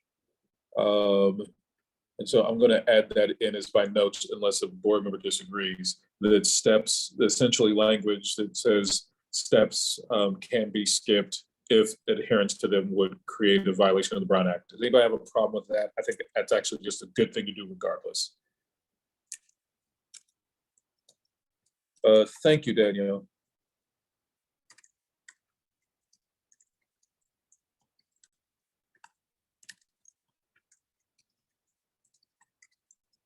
All right. So that takes us to what information is the superintendent obligated to share with the board beyond board request? So the short answer is nothing unless the board says. Actually, I'm Oh, not yeah. ready to move on. I have a I'm question sorry. that was, I realized it was unclear to me under the full board action. Yeah. So the concerned board member remains unsatisfied that the substantiated violation has been addressed. It says the board president will call a special meeting of the board to consider the potential consequences. So what I guess what my question is, if this, in other parts of our rules, we're asking for a majority to potentially, like, for there to be some sort of polling of interest, whether to bring an item forward or back to the board. And I am just asking if this, It should be may instead of will. Is that what you're asking? yeah, may, or if there's some, if there needs to be, because this also requires the concerned board member in the first place to come forward versus another board member to come. I'm a little bit, this feels clunky to me as written. I feel like there's intent that's not coming through, and also a sense of whether an individual can bring something forward versus. So maybe shift this to, instead of the original kind of person with a concern, shifted at this point, shifted to board majority. No, I think I'm open. I like the idea that one board member could initiate the process. I mean, I think the rest of us can end it quickly if we need to, but it kind of gives us, I think, the ability to make sure that if one board member is right and the rest of us is wrong, at least they have the process, the ability to like start the process.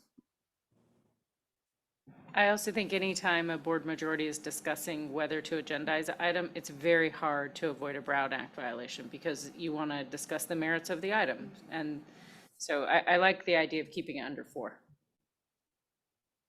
Okay, I would like to put it under the may call a meeting because Okay. then if that's okay with others.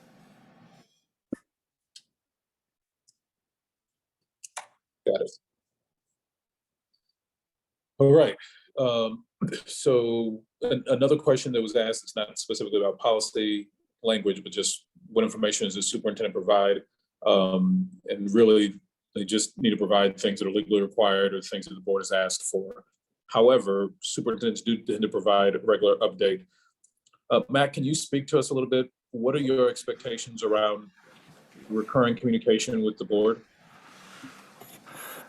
Yes, so there's been a practice of a weekly board update that includes a message from the superintendent with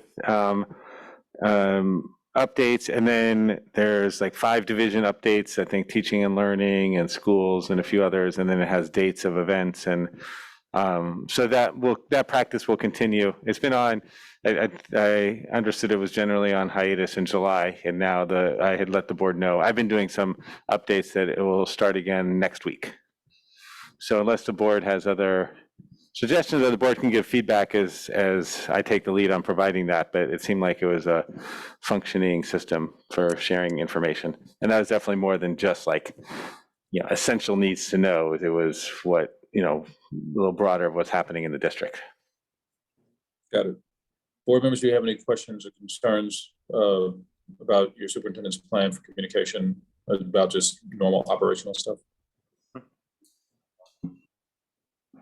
Yeah, I think for me, like there is an absence of kind of consistent data that we should be kind of monitoring, I feel like, as board members. Like we get updates at board meetings, but there isn't, I feel like, a consistent stream of data, and a lot of board members request, I think, that additional information that kind of comes through that kind of board member requested process. And I think I'd love to have more consistent, I think, data and data reporting for us as a board on some of the key measures that we're monitoring. And so I think just figuring out a little bit clear about what those are for us as a board collectively, and kind of the frequency of us kind of being able to get those and to see how they're changing over time, I think would be really kind of helpful. I know one thing during the pandemic that I feel like became more readily available was around like the number of like substitutes needed for a particular day or teachers out, and just kind of the way we were tracking that and sharing that. And so I think figuring out kind of the balance between some of those data pieces for me would be really helpful to kind of keep me informed without having to harass people to get other information.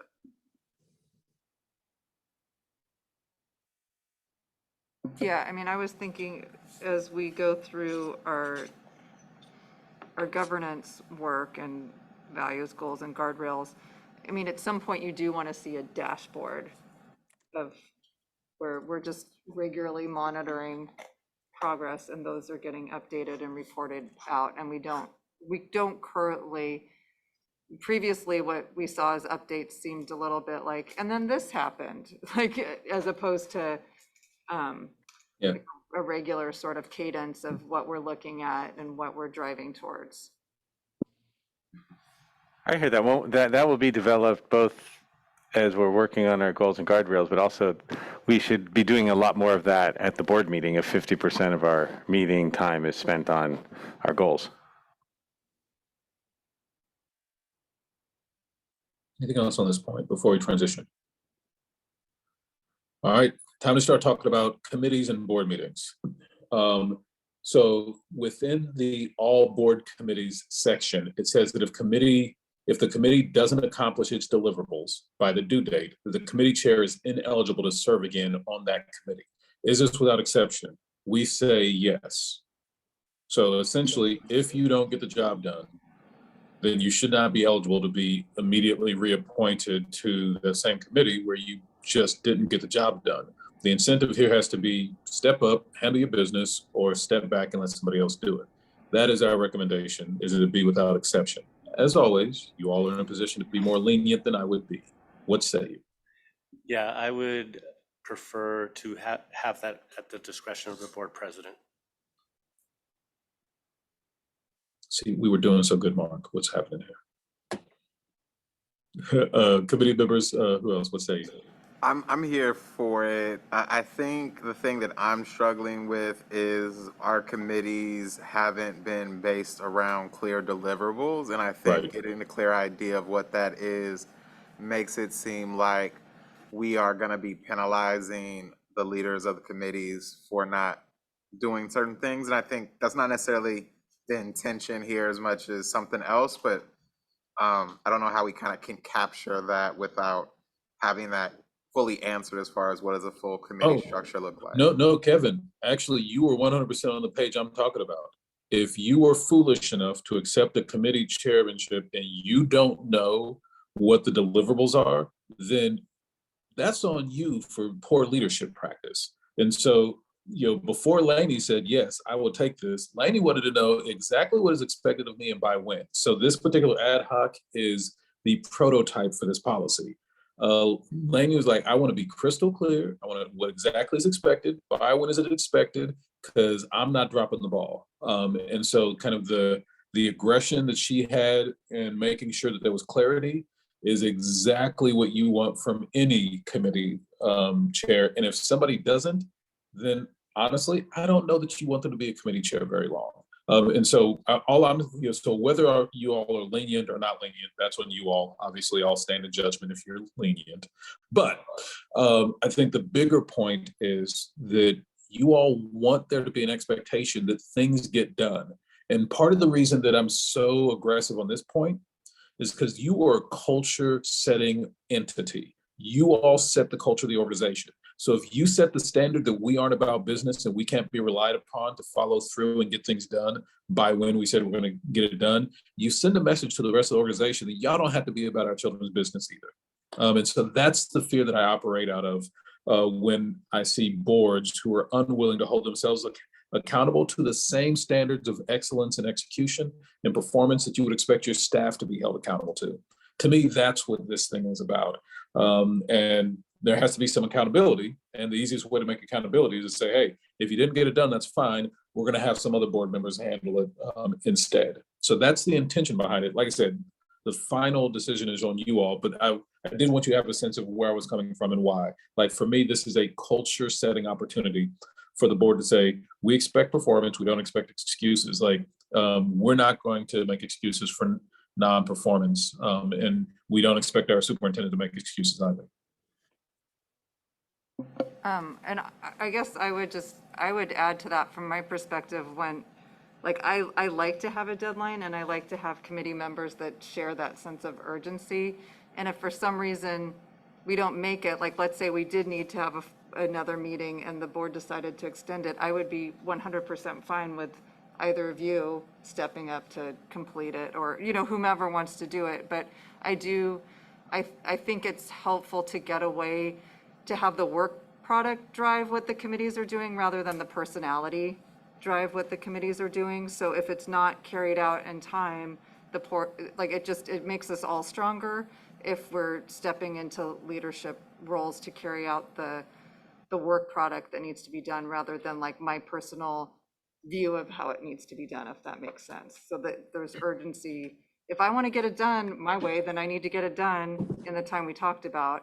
And if I don't, then someone else can take it over and complete it that way. So I like the work-oriented, deadline-oriented approach personally.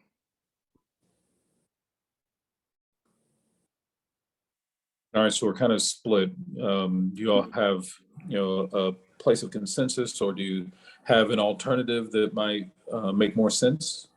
No, I can go with the majority on this. I think what you're saying is you're willing to be excised from the committee. Okay, that seems to be the sentiment. But this issue is also around ad hoc and then standing committees, which I think we're going to be talking about too. Yes, this would be for any committee of the board. The expectation would be that there are specific deliverables, specific due dates for those deliverables, and that the committee is expected to deliver the deliverables by the due date. And the consequence for non-delivery by the due date is leadership change. But an ad hoc committee is substantially different than a standing committee, right? So ad hoc committees have, Mhm. in this sense, have a deliverable within a certain timeline, whereas standing committees meet throughout the year and have And what I'm multiple. saying, the way this is written, Yeah. there is no, operationally, there is not a difference the way this language is written. Is it doesn't matter whether it's standing or ad hoc, there are deliverables and there are due dates for those deliverables, and there's a consequence for non-delivery. Okay, I'd like to see how that works for a standing committee. So give me an example of a standing committee that you think, should exist. Can I respond? I mean, I think some of it is us changing the way that we think about our standing committees and like what they're doing. Because right now they aren't in place to actually meet a deliverable. They're really just in place to support monitoring and transparency and communication with the public, which would make would make those committees always have changing heads if we kind of kept them the same and took this path forward. Unless you had a specific deliverable and a specific date by which that deliverable. And so if a committee only exists for monitoring purposes, then maybe they have a quarterly report that they need to, written report that they need to produce. And it's due by a predefined, this exact date, this written report is due back to the full board, and you fail to produce, that's fine. But then you get kicked to the curb and the committee moves on with someone else in leadership.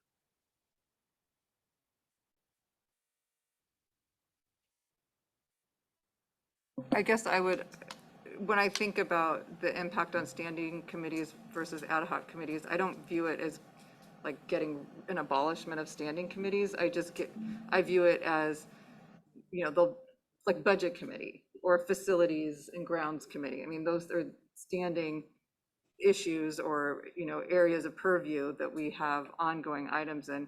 So what is it that we want to do when we design our committees so that we know that we're effectively monitoring and getting the information? What is it that we're asking that committee to produce for the board decision-making purposes?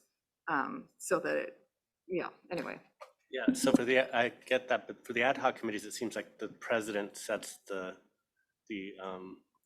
goals and the timeline maybe too with the chair. The standing committees are not, or traditionally are not set by the president except for the membership. So the agenda, for example, is decided between the chair and the liaison to that committee. I'm not married to that, but that's been the practice. And you're correct. The way this is currently written, that is not the case. The way this is written is standing committees receive a specific expectation of deliverables and due dates as well. So that when they are instantiated, they are instantiated with specific deliverables and specific due dates. And those are set by the president? That's correct. So that's. Yeah, I would just share, I think this is a really good conversation the board needs to hash out, because traditionally the way this board is operated is you have first and second readings. Almost all of the items that went to committee went for a first reading to the board and then got referred to a committee. On occasion, a chair of a committee would ask for a report from staff on something related to their committee. But by and large, it was driven by this first and second reading notion, which I see as being eliminated in this new agenda structure.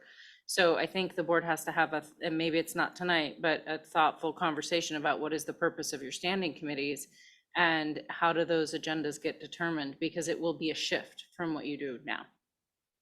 Particularly around the rules and policy, I think, that committee. Mm-hmm. We have to have a bigger conversation about that, I think. Well, Also, we and have today informational. is A lot of our committees' agendas include information items as well. They're not just action items. Yeah, so one of the assumptions built into this modification of committees is that they exist to serve the board and advise the board, not exist to be their own kind of independent entities that operate separate and apart from the board. That is, I believe, a failure of your current committee utilization practices, is that committees are, for all intents and purposes, what I could tell, entirely independent of the board. I think that is absolutely inappropriate deployment of committees, and that they have to be accountable as well. And the accountability for committees has to be the board. It's not appropriate for them to be simply their own private independent actors.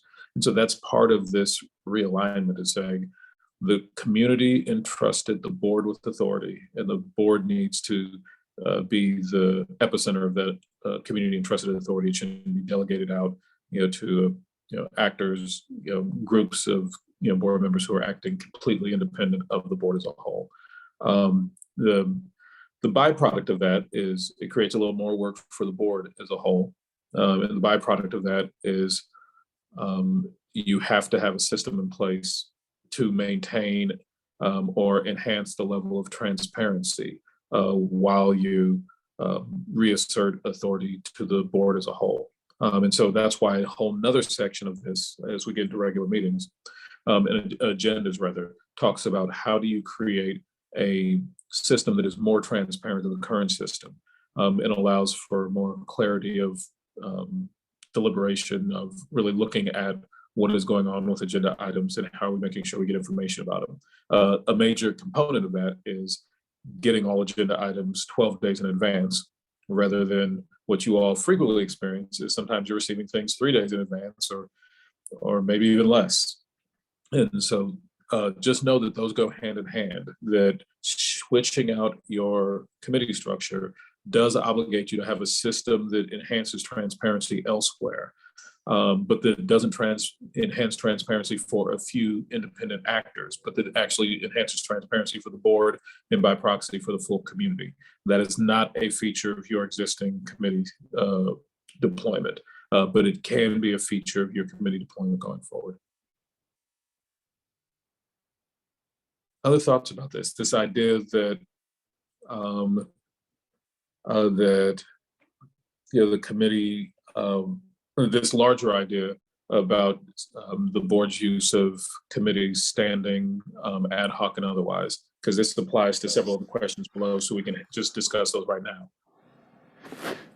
I'll just add, and just to clarify, right, the policy doesn't denote certain committees, right? And so I know much of the conversation has been around when we have committees, what they'll do. And so there's going to be, we're going to finish this process of vision, values, goals, and guardrails and decide what committees we have, right? Mm-hmm. Yeah. So I guess I'll just say, in general, I appreciate the notion that being very clear on a committee's purpose. And then I think just the, just being aware of the time commitment for a committee. And that's why I think that, like, this is a really appropriate use of a committee, because we would not want to have a 2.5-hour conversation like this on one item at a board meeting, but preparing like ongoing regular committee meetings with all the board meeting preparation, it is a lot of time for staff. And so I appreciate what you're saying, AJ. And I guess as we get to the end of this process and start thinking about committees, I'll start thinking about that question too, of like, what's our new, because we're going to have a new governance calendar. What does our governance calendar look like? And will it look robust enough that there's less of a need for committees, except for in these areas where like we have to address something? So just a thoughts on that. I mean, I'll just add, and I'm still, getting up to speed on this, is, looking at other boards of large districts, they don't have committee structures like we do, yet they're still operating as districts. So what is it that they're doing, and how is it how are structures put in place when there is need for a deeper look outside of board meetings through board work? That you create a ad hoc committee specifically for that. I think one of the public speakers, I think it was Brandy, brought up the concern about transparency and the function that your existing committee structure plays. And I want to co-sign with her that it is that people feel like that is the current methodology used for transparency and access. And so I want to co-sign for her that it would be inappropriate for the board to adopt a policy revision that doesn't preserve a means of transparency and access. So this can't be the occasion for taking things away from your parents and community members. It has to be the occasion for how do we actually provide it in a better and more intentional manner. That's what this has to be about. And so on the committee side, committees actually need to do something. To be blunt, after my one-on-one discussions with all of you board members, like your committees don't sound like they actually are the place where you get stuff done. They do sound like they're a place where a lot of talk happens. But then people feel like we did a lot of talking in a committee, and so we had the opportunity to express, but then we didn't see no action come out of it. That shouldn't be the case, like, because that's not transparency and access. That's just placation. And so there actually has to be a way to get things done, and you need a committee structure that affords for that. Separate and apart for that, you need a stronger transparency system, and that's what when we get a little bit further down to it into agenda preparation, that's what that idea is intended to accomplish, is how do we bring more transparency and more opportunity for folks to get their questions answered long before an item is voted on. And so just know that right now what you heard is, community members expressing, I want to see access and I want to see transparency. And I think you owe that, to your community. But I think you also owe it to them in a way that actually works. People are going to be uncomfortable with the fact that you are changing what they've got, because nobody has a guarantee that what you go to is more functional than the mess that they have at least acclimated. Like, at least I understand how to navigate the current mess, even if it's not all that useful. And so it's natural for people to have trepidations around that. You're going to have to prove it to folks that the new system is actually more functional than what you left behind. So one way of doing that I encourage boards is, when you're going through a transition like this, build into the process a specific date certain in the future when you will come back and evaluate the impact of some of these changes. And so normally for most boards, that's 6, 9, 12 months out, and say, okay, we made these changes. The intention was to have more access, more transparency in the old system. Let's set right now, as we adopt this, the date in the future that we will, as a full board, not as a committee, as a full board, that we'll have a conversation. Has this process worked, and what tweaks do we need to make to it to actually make it work better? And that tends to help assuage some of the fears that you're going to adopt something, it's going to work more poorly than the existing system works poorly, but there won't be a defined time to address that and to potentially revert back as necessary. And so that would be my recommendation to you, is pick a date, either 6, 9, or 12 months after the date of adoption of this policy realignment, and just say, that's the date that we're going to come back and evaluate, has this worked for folks or not? Do you all have a particular preference on the timeline of evaluation? It needs to be long enough that you actually have a chance to go through some meaningful use of the new system, but not so long that it seems like people are kind of left out in the dark forever. I mean, I think for me, the 6 to 9 months seems like the right set of time for us to have enough done to reflect on without kind of getting too far away. I said two different things, but I think somewhere in there. Yeah, no later than 9 months. Okay, so Lanny, how do you feel about that? I'm leaning towards 9, just knowing all the everything with back to school and winter break and all the actual district operations ahead of us is probably more reasonable, but I think that probably by 6 months we'll have a good sense. Okay, then so that won't be policy language, because I don't think that makes sense, but I will add it into the board's implementation timeline, which we've created for you. We'll add that in, so we'll have a certain fixed date that on this date, this conversation will come before the board. So I'll make sure to add that in. So just to clarify, so at this point, we are not recommending first and second reading, we're recommending ad hoc committees, is that No, so these are two different conversations. They happen to overlap, but they're actually two different conversations. So what we're recommending, instead of your current way of reviewing board items, is that board members would receive all of the items, and the public should, be aware of all the items 12 days before the meeting at which they'll be considered. And then during that 12 days, the board members will have time to submit questions to the superintendent about any of those items. And then during that 12 days, the superintendent will, at a certain date, the superintendent will provide back to the full board, here are answers to all the questions that I received. And at that point, board members can then determine, is this something that should stay on the agenda, on the consent agenda, or is this something that is going to need more focus? And that more focus could wind up being an ad hoc committee. Hey, this needs a lot more attention. Let's spin off an ad hoc committee for it. Or it needs a little more attention, but it's probably ready to be adopted. Let's just put it on the regular agenda so we can just debate it and discuss it at the next board meeting rather than being on consent agenda. But that's the opportunity for there to be action around, does it need a lot of more attention, a little more attention, or is this actually ready to go? That Q&A document, all the questions that board members have submitted and all the answers to those questions that the superintendent provide is a public document.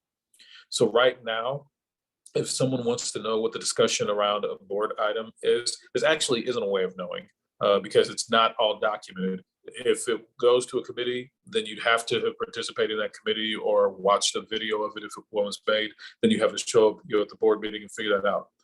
You go to this Q&A document process, and there is a literal transcript of what were the things that came up that were areas of concern. And community members in other places that have implemented this process, community members quickly figure out, if I've got questions, once that agenda comes out, I send my questions to my board members, say, hey, these are things that you should be figuring out before you vote on this thing.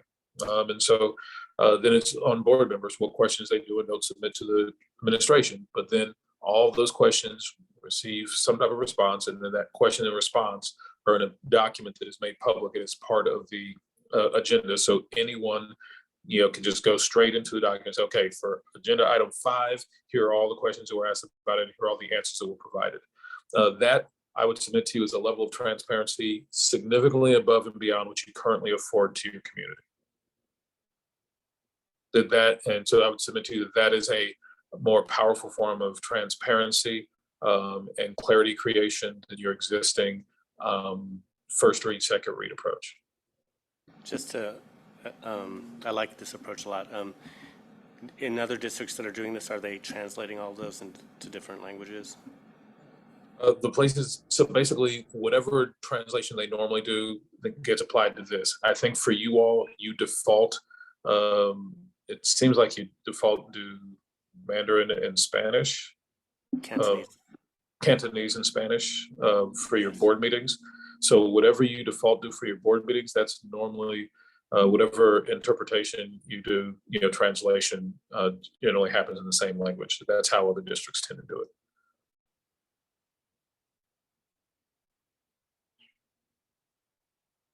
Other questions about this, because this is a significant shift.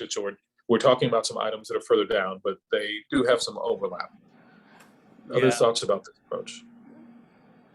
Just the one thing that there's the ability to, we're going to talk about this later, I guess, for a board member or more than one board member to pull an item from consent for discussion prior to the vote, and the ability to, after public comment, to pull an item to table it. Yes, so these are two different things in here. So one, right now, I think it says if 3 or more board members, send in saying this should be, moved to consent, then it gets moved to consent. And you're suggesting that should be what instead? No, I don't have a preference. I think one of the commissioners was saying that if you have 3 or more, then that could really basically eliminate real minority discussion on a topic. So that's why I would lean toward fewer than 3. But at the, So on the- two on the- instead? Sorry? So you're thinking one or two? I think two. Okay. Laney, Kevin, thoughts on that? Switching it from 3 to 2? Yeah, I support that. And then the other item they brought up was the way it's currently written, it would not be appropriate to remove an item from consent and then discuss it at the board meeting. But the request is, can you remove it from consent, but that it has the effect of tabling it to the next meeting? And yes, if that's not currently in the language, then I would recommend adding that in, because that's, so for example, my board operates that way. Like if something comes off of consent, that has the effect of tabling it to the next meeting, but it won't be discussed at this meeting if we do it at the dais. But if you want, so basically the way it works in the way it's written up here, if you want something off of consent, do that at least 3 days in advance of the meeting. And then it can come off of consent. But when you get into the boardroom, anything that's on consent is on consent, and anything that's, not on consent is not. And what you're saying is there should be one extra feature that says, okay, so we can't pull it off of consent and then discuss it at that meeting. Can we pull it off of consent and have it automatically be come onto regular at the next board meeting? And I would say yes, that is perfectly within the spirit of this work to do that. Can I ask a clarification, though? Is it, when you say we pull it off consent, is that one board member during the meeting pulling it off consent, or is that a motion supported by a No, majority? there would have to be a motion at the board meeting. The way it was written is that, I thought it was one, but if it was after public comment, a light went off and you're like, I didn't realize. Oh, there's a problem here. We Yeah. need to slow this train down. Yeah. Yeah, but then the counter argument for some of these items might be the timeline. So if we're voting on something that the time, like needs to be voted on then because of the Yeah. Then implementation. that's correct. If you choose to table it to the next meeting, you take onto yourselves the responsibility for whatever impacts that winds up having. And so you do have to weigh the pros and cons. And sometimes you say, yeah, the hit that our kids will take from delaying this is worth it for this to be better deliberated on. And sometimes you're like, I really want to deliberate on this more, but the cost to kids will be too great. We just need to move forward. But that is the judgment. That's the way that board members have to engage in. And I think that's an appropriate, wrestling for you to. So then we have to decide if one person or more on the board can pull it for tabling, right? Well, so at the board meeting, I submitted that would just be a motion. But if you want to make it consistent with, no, that wouldn't make sense. It really need to be a motion at that point. Because at that point, you're actually amending the agenda. And so you'd have to make a motion, and it should take a majority of the board to decide, no, we're going to push this down. We're going to push this to the next meeting. And I would encourage board members to be open and flexible to that. But I think it would be problematic if you could have one board member essentially indefinitely postpone the entire agenda every month. Yeah, no, I agree. I think it should be a majority vote to do this. Oh, and so I can rewrite all the language to accomplish all the things that you just said. So I will make those edits. Oh, I'm sorry, unless other board members have a concern with those edits. But we're moving it from 3 to 2, and we're modifying it so that at the board meeting, it is possible for board members to defer action on something to the next meeting, even if it's on the consent agenda. And by moving it from 3 to 2, you're talking about before the. In advance, that's correct. Yeah, okay. Wait, so clarify again, what are we moving from 3 to 2? Moving things from consent agenda to regular agenda in advance of the board meeting. Oh, the number of days. No, the number of people it takes to move an item from consent to regular. At the board meeting? Yes. No, Okay. before the board meeting. Okay, Before but the that's board not, meeting. that's what I'm trying to clarify, but I guess that's not considered a serial. It's that we would be getting the information, and so we're deciding to remove it, not that other board members know what other. That's Okay. correct. so board services staff, or actually you or your designee would be receiving this from board members. And the second you say, oh, wait a minute, both Mark and Kevin, really want this to come off of consent, then you immediately let the board chair know, hey, Mark and Kevin asked for this to come off of consent. We're shifting this over to regular. And that would just happen automatically. It wouldn't be any other action. It was just two board members said, move it, it gets moved. Okay, can I just, I'm theoretically fine with it. I also, at the same time, feel like in your estimation of having implemented this, does this potentially, how much of a compromise to our commitment to keeping the agendas moving forward does this have? Meaning that, I mean, I could see us easily then defaulting back into the situation that we currently have with if just two people are polling and then we're having discussion, especially if we have public comment on every, so I have a suggestion about that. A suggestion and then a question. So in my previous district, what we did is because we were having an issue where there was and a board member in particular was pulling a lot of consent items. So we would get to important business much later in the evening. So the board changed its practice and said, if something, we called it pulling or was severed from the consent agenda, it would be discussed at the end of the meeting.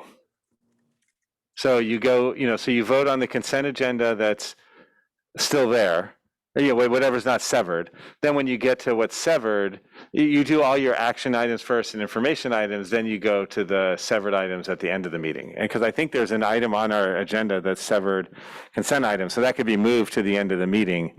And it allows, at least there's that focus on the items that were planned, because the consent agenda is so we can get to the business that merits board discussion. It's staff estimation of working with the board president and vice president and the agenda setting of what's on consent. So that could be a possible solution to it. And maybe Strongly recommend against everything he just said, you do recommend- Because it's a bad idea. then you're having the severed items discussed up front, right? No, what you would know, you talk about if they were severed during the board meeting? Oh, they're being put onto the next meeting's agenda till questions Yes. get addressed? Oh, okay. There's two different things happening, right? Okay, sorry, Yeah. I missed that. If they get severed before the board meeting through the normal process, then on the board agenda, you'll have consent agenda items and then standalone items. What we're talking about is if they get severed at the board meeting, where do they go? And the recommendation is they go to the next agenda, to the next board meeting agenda, not the current board meeting Got it. agenda. And that's What what, if- that's what the majority vote of the board. Okay, what if they're time sensitive though?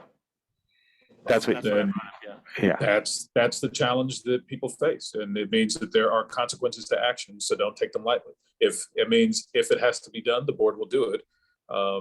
And it puts a premium Okay. on the board to do its Yeah. homework, and it puts a premium on the administration to have adequately communicated with board members, preferably before the board meeting. But we're talking about, let's say a whole bunch of the public shows up and they convince the board to pull something and table it. And it's very convincing, right? Yeah. I would just add though, Commissioner Sanchez, the difference in this structure you're talking about is the public will have access to the information in advance too. So 12 days in advance. that's right. So it puts a little more burden on the public to do their homework as well. And if there really is a problem, to alert us before we publish. I agree. Yeah. So we'll just hope it wouldn't happen that often. okay. Sorry if I missed something, because did I miss, I don't, maybe did we skip a few of the questions? We skipped a few of the questions. No, this is all. Okay, we were intertwined, first. so that's it. Okay, and then, so are we going to go back to those other questions? Yeah. If time permits, because it is Friday, yeah. Okay, I had a couple quick comments about some of them, but they're not major. Okay, so I'll make sure I'm let following. me let me switch the polarity on this. You all have seen this document. Are there other items that you want to discuss this evening that we have to get to? So I basically skipped over a bunch of stuff because this was a topic that you all definitely want to discuss, so I want to get to it. Are there other ones that we cannot skip this evening that you really, really, really need to, as a committee, weigh in on? So we've actually handled a bunch of these already. As you read through them, you'll see we've already talked about that, we talked about that, we talked about that. Are there any here that we have not discussed that you really want to make? We've only got a page, two pages left. Are there any that we haven't discussed that you really, really, really want to spend time on? I just had a question. Okay, well, first of all, I actually, to close out what we just talked about before the meeting, I prefer the language is currently written to have have it be 3 people. Have it be 3 instead of 2. That's my preference, but I'm not like, No. yeah. Can we have a compromise? Those 2.5? No, those 3. 2.5. No, those 3 include the student delegates. So if a student delegate and 2 board members, for example, that would be 3. Oh, Laney, what do you think about that? I'm more in the like 2 or like 1. Like I definitely am more of like, let's be less restrictive than not for this initial part, just based on the way that it kind of works. But I mean, I guess I'm open to more compromises if we feel like we need it. I guess I don't see a benefit in kind of raising the threshold for us. Just, it wouldn't be, because I wasn't thinking about the student delegates when I said 2. I was thinking 2 board members, but if it's 3, I would want to include, so it's not 9 people instead. 3 people of the 9. So 3 of 9 instead of 2 of 7? Right. I would leave it at 2 in that case, because I just don't want the student delegates to be utilized in that manner, potentially. I mean, like, You're worried that people would try to By other board members? lobby by students to put them in adults, some I just situation? feel like it's a little uncomfortable. Yeah, that could be. Not from me.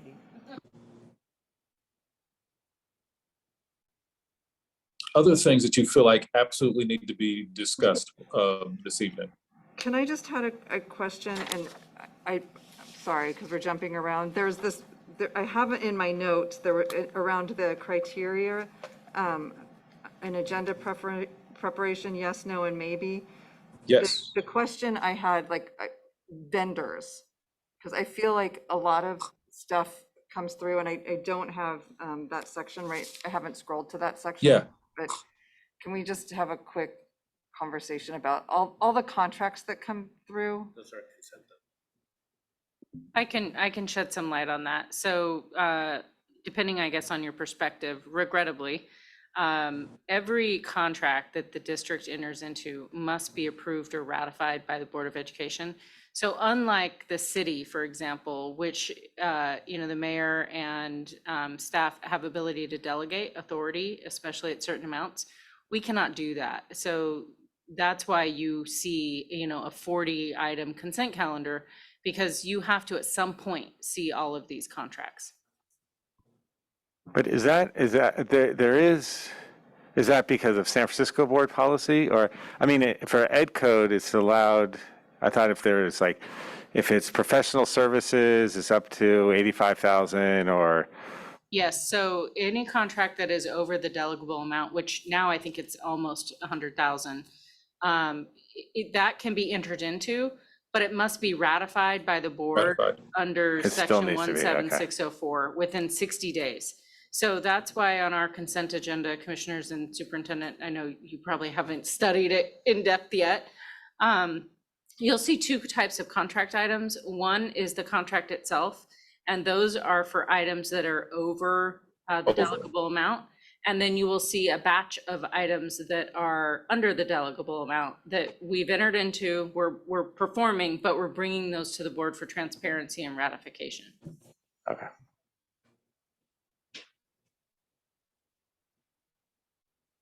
Right. So and that, I guess my question, because here's the scenario that I'm trying to better understand. Our Revolution Foods, every time it comes up, and it's like, so where, and that's a vendor contract, but it also has a lot of, there's a lot of thoughts about, yeah. And so, as a board member. I can clarify this, Yeah, yes. okay. The intention of this language is that The board is not going to be, involved in, deciding, board members are not going to be involved in deciding things about vendors until it comes before the board. And then the board as a whole will make the final vote on, are we entering this vendor relationship or not? But all of the preliminary work that leads up to making that determination is not board work, that's superintendent work. And then the superintendent's job is to bring a final recommendation, say, I've gone through all the work of sorting through all the vendors and all the language, the vendor agreement, and this is what I'm recommending. The board would have no role in all that. The board's role at the end is either, yes, we agree with the product you created, that it aligns with accomplishment of our goals and honoring of our guardrails, or no, we don't agree that it aligns, and so we're declining it. But any attempt to add onto the board's agenda, hey, let's talk about what this, AJ's pencil, company wants to come to the board and say, hey, I'm trying to work with the superintendent and I'm not getting the contract I want. Board, can you intervene on my behalf? This policy is saying the board would not even entertain putting that on the agenda. It's saying, go through the process, and then when the process makes it to us, we'll consider it. I was just going to add to, I think part of it too is just understanding that we are removing the role of fixing things in the district from happening directly kind of in the board meeting, in the board process. And so I think it's really about the new avenues that will be created to address these things in a more proactive way before we actually kind of get to that decision point. And so I think that'll be a little bit of the tricky part for us, because we have a lot of concerns and issues now. And as we make this shift, they aren't being fully fixed as we do it. And we kind of have a little bit of, a gap in that kind of. That is absolutely correct. And so, for example, one of the guardrails that you are contemplating is around effective decision-making and saying, hey, the superintendent needs to have a process of engaging in major decisions before they come to us. The superintendent needs to have had a process to engage with people who are impacted by them. I don't know that that exists today. And so what happens in the absence of the superintendent doing his job, the board is stuck doing the superintendent's job. What this policy is saying, no, make the superintendent do the superintendent's job, and then the board can just do the board's job.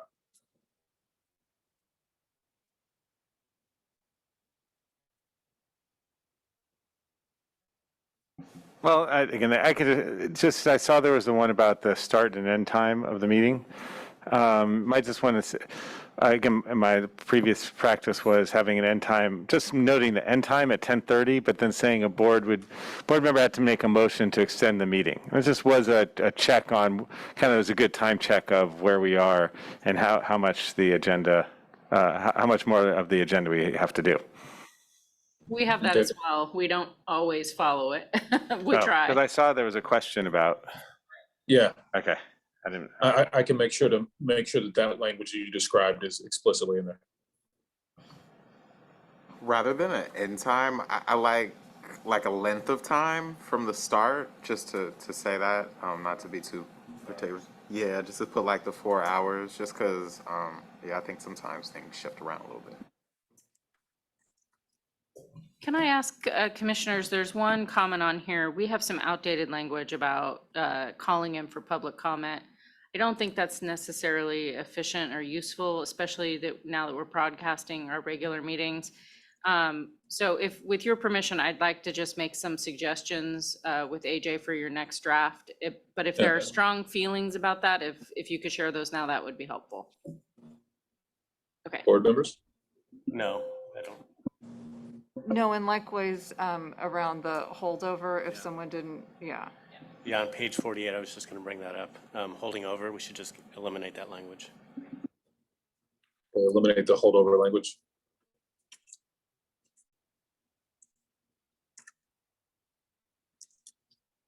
Okay, and then, one of the other, under the same section of agenda preparation, board member resolutions. All it says is this is not a wise method of governance, but it doesn't really speak to it as, so what do we have to say about that? I think this falls in the category of your question around 9310 earlier with board policies. What I'm going to recommend is, and I'm happy to partner with you, AJ, happy for you to do as much work as you're willing to, but I think we need to go back through the rules and procedures. Now that we have an understanding of the basic changes you want to make, it's going to have implications for your other policies. So I think we need to go through and make those consistent. And there is another policy that talks about around resolutions, what has to happen when. And I think we're, based on what I'm hearing tonight, we're striking that because we are not encouraging or trying to have board member resolutions moving forward. But if that's not consistent, then we need your feedback on that. I think that there needs to be a mechanism just in case there has to be a board resolution. So I would lean against banning board resolutions, but I'd want to reduce them. I'm going to have Can you a give higher me- bar. Can you give an example of something so we can know how to protect for this? I I can. think that, okay, go ahead. No, I feel like resolutions around that communicate the values of the board. So let's say you want to do a board resolution around, safety because of, be more specific about, I had an example, what was I thinking of?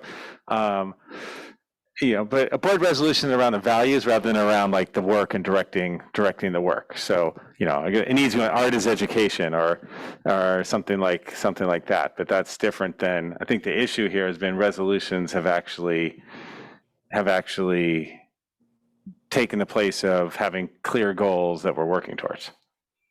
I don't mean to be this guy tonight, but I strongly recommend against everything he just said. I was expecting that.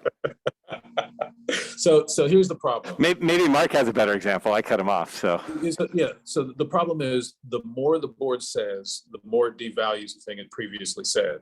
So if the board adopts a set of values and guardrails and say, these are the most important things we need to focus on, and then every meeting it adopts an additional set of values, then basically we're saying the last set of values aren't actually a priority. And so the whole point of this is the board actually needs to govern through a clarifying set of priorities that the board is going to say some things are more important than other things. And that is a challenging thing for a governing body to say. But I think as long as you try to be all things to all people, y'all going to continue to be as ineffective as you were, before y'all got here. And so your path to effectiveness cannot be through, we will adopt a new set of priorities whenever something new happens. Your school district is massive. There is always going to be a new thing happening. And just saying we'll decide a new set of priorities on a monthly basis, on a quarterly basis, that is not a path to excellence. That is a path to your children never actually getting what they deserve because you all never get serious about focusing. So that's the thing that I'm trying to protect against. But if you have specific issues that are the clear exception of that, then let's talk about that so I can craft language that protects the exceptions without creating a path for the board to just slide into irrelevance to trying to be popular with everybody every week. So, okay, so going back to, this is connected, going back to ad hoc meetings. So if there was something that was so concerning to at least 4 of the board members that they felt that the board needed to be better informed or take action or move forward, investigate, I don't know, whatever word you want to use.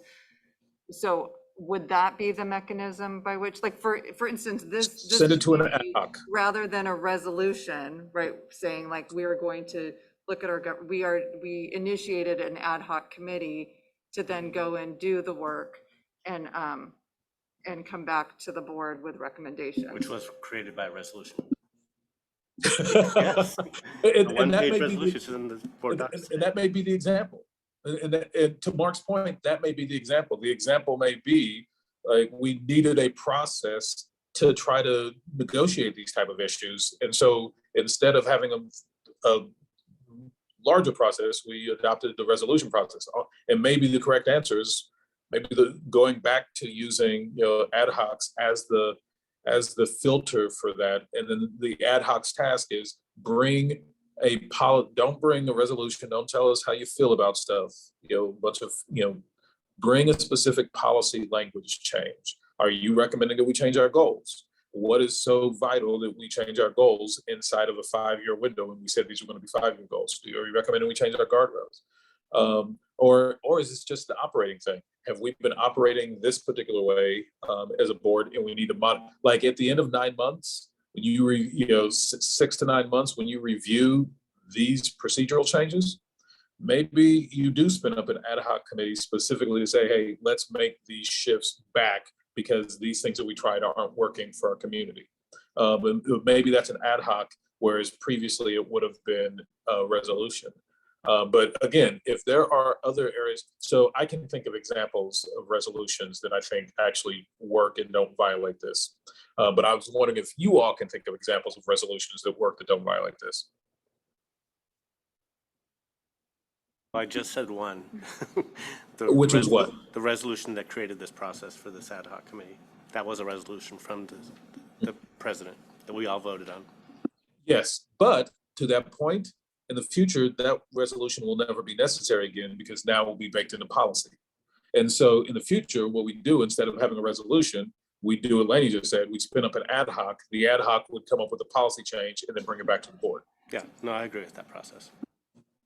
Okay, but then, so stepping back, and maybe you just said this, and I was still processing, how do you bring forward the idea that an ad hoc is necessary? Like, where would that occur? Then you either contact your local board chair and say, hey, I'd like to discuss this. Could you put it on the agenda? Or the board chair could say, that's absolutely necessary. I will put on the agenda to announce that at the next board meeting. And so putting on the agenda to discuss, should we have an ad hoc around the particular topic? That is fair game. Okay, so that's an informational item. That's for discussion, okay.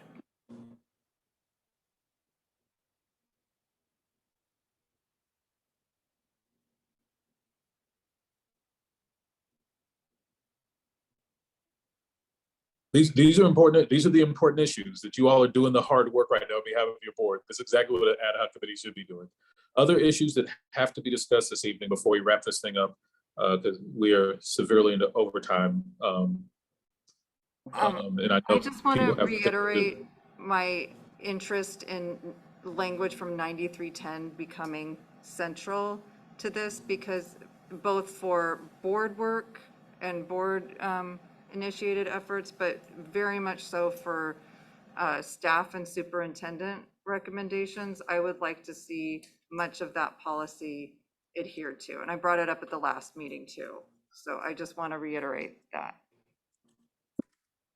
And I've added in multiple places that we will pull the appropriate language forward from 9310. So the next version of this recommended revisions document you see will have, we'll pull all that in. So Danielle and I, we're going to be buddies because this committee's given us a lot of work to do. And then just to reiterate, like, just to clarify, the majority being able to have immediately call a special meeting, that, like, how, can you talk through that? Right. So what it currently says is that's what happens. What we're recommending is that it be modified to that is possible, but it allows for that to happen within the board president has to calendarize that sometime within the next 45 days. That's actually, I would submit to you all, even if you don't like it, is essentially non-negotiable, only because if you're going to have the other policy that talks about receiving board items 12 days in advance, then you really can't call, you can't you can't create a situation where we can have an instant meeting and still have information 12 days in advance. So if you're going to have that, you got to have a longer runway for meetings to be calendarized. The downside is you don't get instant gratification. Sorry, you got to find that someplace else. The upside is it does force the board to, it puts a premium on board members being really thoughtful and deliberate far in advance, as opposed to kind of taking knee-jerk actions. And so it will slow things down, but that's a side effect of the 12-day phenomenon and nothing else. And as long as you have the 12-day piece in there, then this really, like, the absolute shortest could probably be is 30 days, but realistically, 45 is more accurate, in case the item is something that requires a lot of effort by the superintendent to put together and still go through his entire community engagement process, which your guardrail requires, and still get it to the board 12 days prior to the board meeting. So if you're going to do the other things that you say are important, engage with your community, be transparent, then it means if we're going to call a special meeting, yeah, it's probably going to have to be, that we're going to take action at, it's probably going to have to be at least 45 days out. Or at least you need the flexibility to be up to that. But there's not much I can think of that would take longer than that. And so that's why it's not like 60 days, because I think most things 30 would actually work, but I can't think of a few things that would take a little bit more than 30. And so that's why I put 45. And then I just have nitpicky around the board calendar and the academic calendar. It said it had 2 different dates in 2 different places, and just would like that to be trued up. I don't know anything about that, but I'm sure Danielle does. So we will fix that. Fix the discrepancies with academic calendar and board calendar. I can go, I made note of it, and I'm going through, but like there was one where it's supposed to be in January. There was another one that said like, The board calendar is decided in January, the first meeting, right? Oh, yes. Now I know what you're talking about, Lenny, and you're correct. That is a issue. I do know how to fix that. And so I will, I'll make sure we sit down with Danielle, but yeah, I do know how to fix that. And that is a language change that we'll need to make. So unless you all have a strong opinion about how it's fixed, I've got some ideas how to fix it, and we'll bring it back in the next draft. I think I'm open. I think I'm just curious about, I think right now with it being set in January, it coincides when new board members come onto the board and just kind of how those things are taken into consideration if it's moved from then. And just the availability of people to kind of participate in things without being able to give input. So you thinking it'd be more useful to have it in January to accommodate new board members coming on in November rather than having it aligned with your fiscal or academic calendars? So our new board members don't get, this is a function of the city charter, don't get sworn in until January. So they get elected November, they start in January. But wait, we're talking about doing for after January 1st for the following school year, right? 2 calendars, is the board calendar that for our meetings and Yeah. the academic calendar, which is voted on by the board in the Right. spring. Oh, so this is saying the academic calendar will be voted on? Yeah, that's right. Yeah, but I'm saying, but the board calendar, because I'm asking about this because I was just looking at our board calendar. The board calendar's by academic calendar, isn't it? But we Except typically for- adopt I'm sorry, AJ, go ahead. Yeah, no, go for it, Daniel. I was just gonna say, we typically adopt the board calendar, in the late spring or summer, which we don't have to do it then. That's just been the tradition of the board. And then the academic calendar for students is a totally different process. Right. I guess my point is I That's want to the- make sure the board calendar still follows the academic calendar. And that's the change I was going to recommend, is to align those two. Yeah. Yeah. And so then when someone's, when someone's coming on the board, they should know from January to June, these are when our board meetings are. I mean, they, apply. And then if we're going to make any difference, if there's sometime in the spring, whenever this gets settled, we would then say, we need to change board meetings. Yes. Ideally. Yes, that's exactly what I'd be recommending. But again, I'd sit down with Danielle and make sure that I synchronize all that with things that make sense for y'all. Any other items that have to be discussed? Other items that, the recommendations or the responses didn't vibe for you? Just back to the board calendar piece, I guess for me, just in figuring out how it aligns with board leadership votes and things like that, just so everything is aligned. Not sure exactly how they all fit together now, but just to have the consistency of whatever makes sense. well, and if we don't have the things that are the harder to gauge are the committees, right? I mean, the standing board meetings are pretty, I mean, the standing board meetings, I think, have been set for quite a long time for the most part. So that shouldn't be too surprising to a new board member. But committees are going to be limited to ad hoc, right? So that's going to be the president making those decisions with consultation with staff, I think.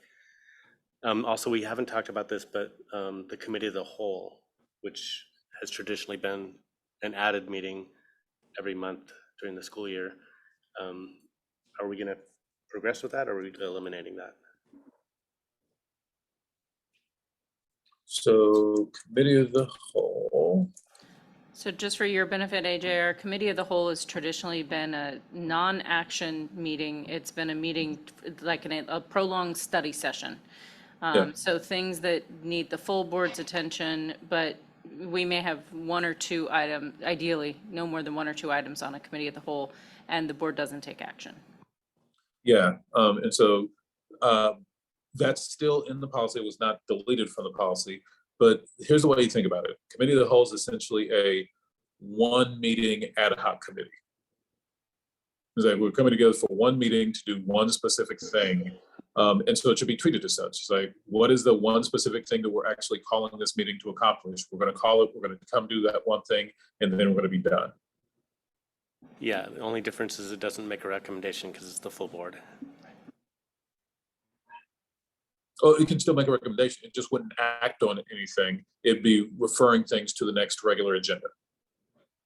It could. But it wouldn't have to make a recommendation at all. It could just, it could serve any number of functions, but its deliverable would be limited to, maybe the deliverable is, we are here to study the science of teaching reading. That is what we're doing tonight. And we're gonna do that tonight, and then we're gonna be done. And so that's the way I'd encourage folks to think about it. It still exists, it's still a thing, but it's essentially a one meeting ad hoc committee, and you expect that it needs to be very clear about why are we coming together. It's not just we're here to meet, that there should be a specific reason for coming, so we're not wasting board member time.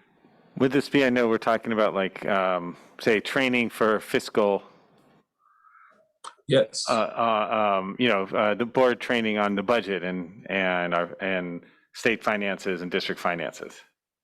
Yeah, one of them committees of the whole that we had recently was on the mission-based school. So just Okay. honing. So they're in like on one study topic. sessions almost. Yeah, just Yeah. to deliver a lot of information. Yeah, okay, And Enrollment. that is healthy. okay. Anything else that needs to be addressed this evening before we go and do a lot of homework and get you this document back? Which, by the way, is going to be a lot longer document. No, but I just want to note that I think this is my first Friday board meeting ever. So I No, want to thank everybody for being flexible. I know. There is no more fun way to spend a Friday than talking about board policy. This is the turn up right here, y'all. This is it. Yes, well, thank you to everyone for rescheduling and for folks, our interpreters and others working on this Friday evening too. Much appreciated. So you want to close this up? Yeah, if those are the items, what will happen next is I'll work with your team again. There's going to be a lot of the Danielle, Matt, and AJ show, it looks like, to go through, make all of the revisions, all the changes you all have made, pull in all the language you all have called. So we've got a lot of work to do, but our intention is still to get that to you in the next 2 weeks, so you have it full 7 days before your meeting on the 24th, at which time then you'll be able to go over all of that again and hopefully be close enough to the finish line that the resulting document from the 24th, you are comfortable with referring to the board for its full consideration. As always, if you have any questions, feel free to reach out to me individually. Madam Chair, back to you. Okay, with that, we adjourn at 7 p.m., 3 hours on the nose. Happy Friday.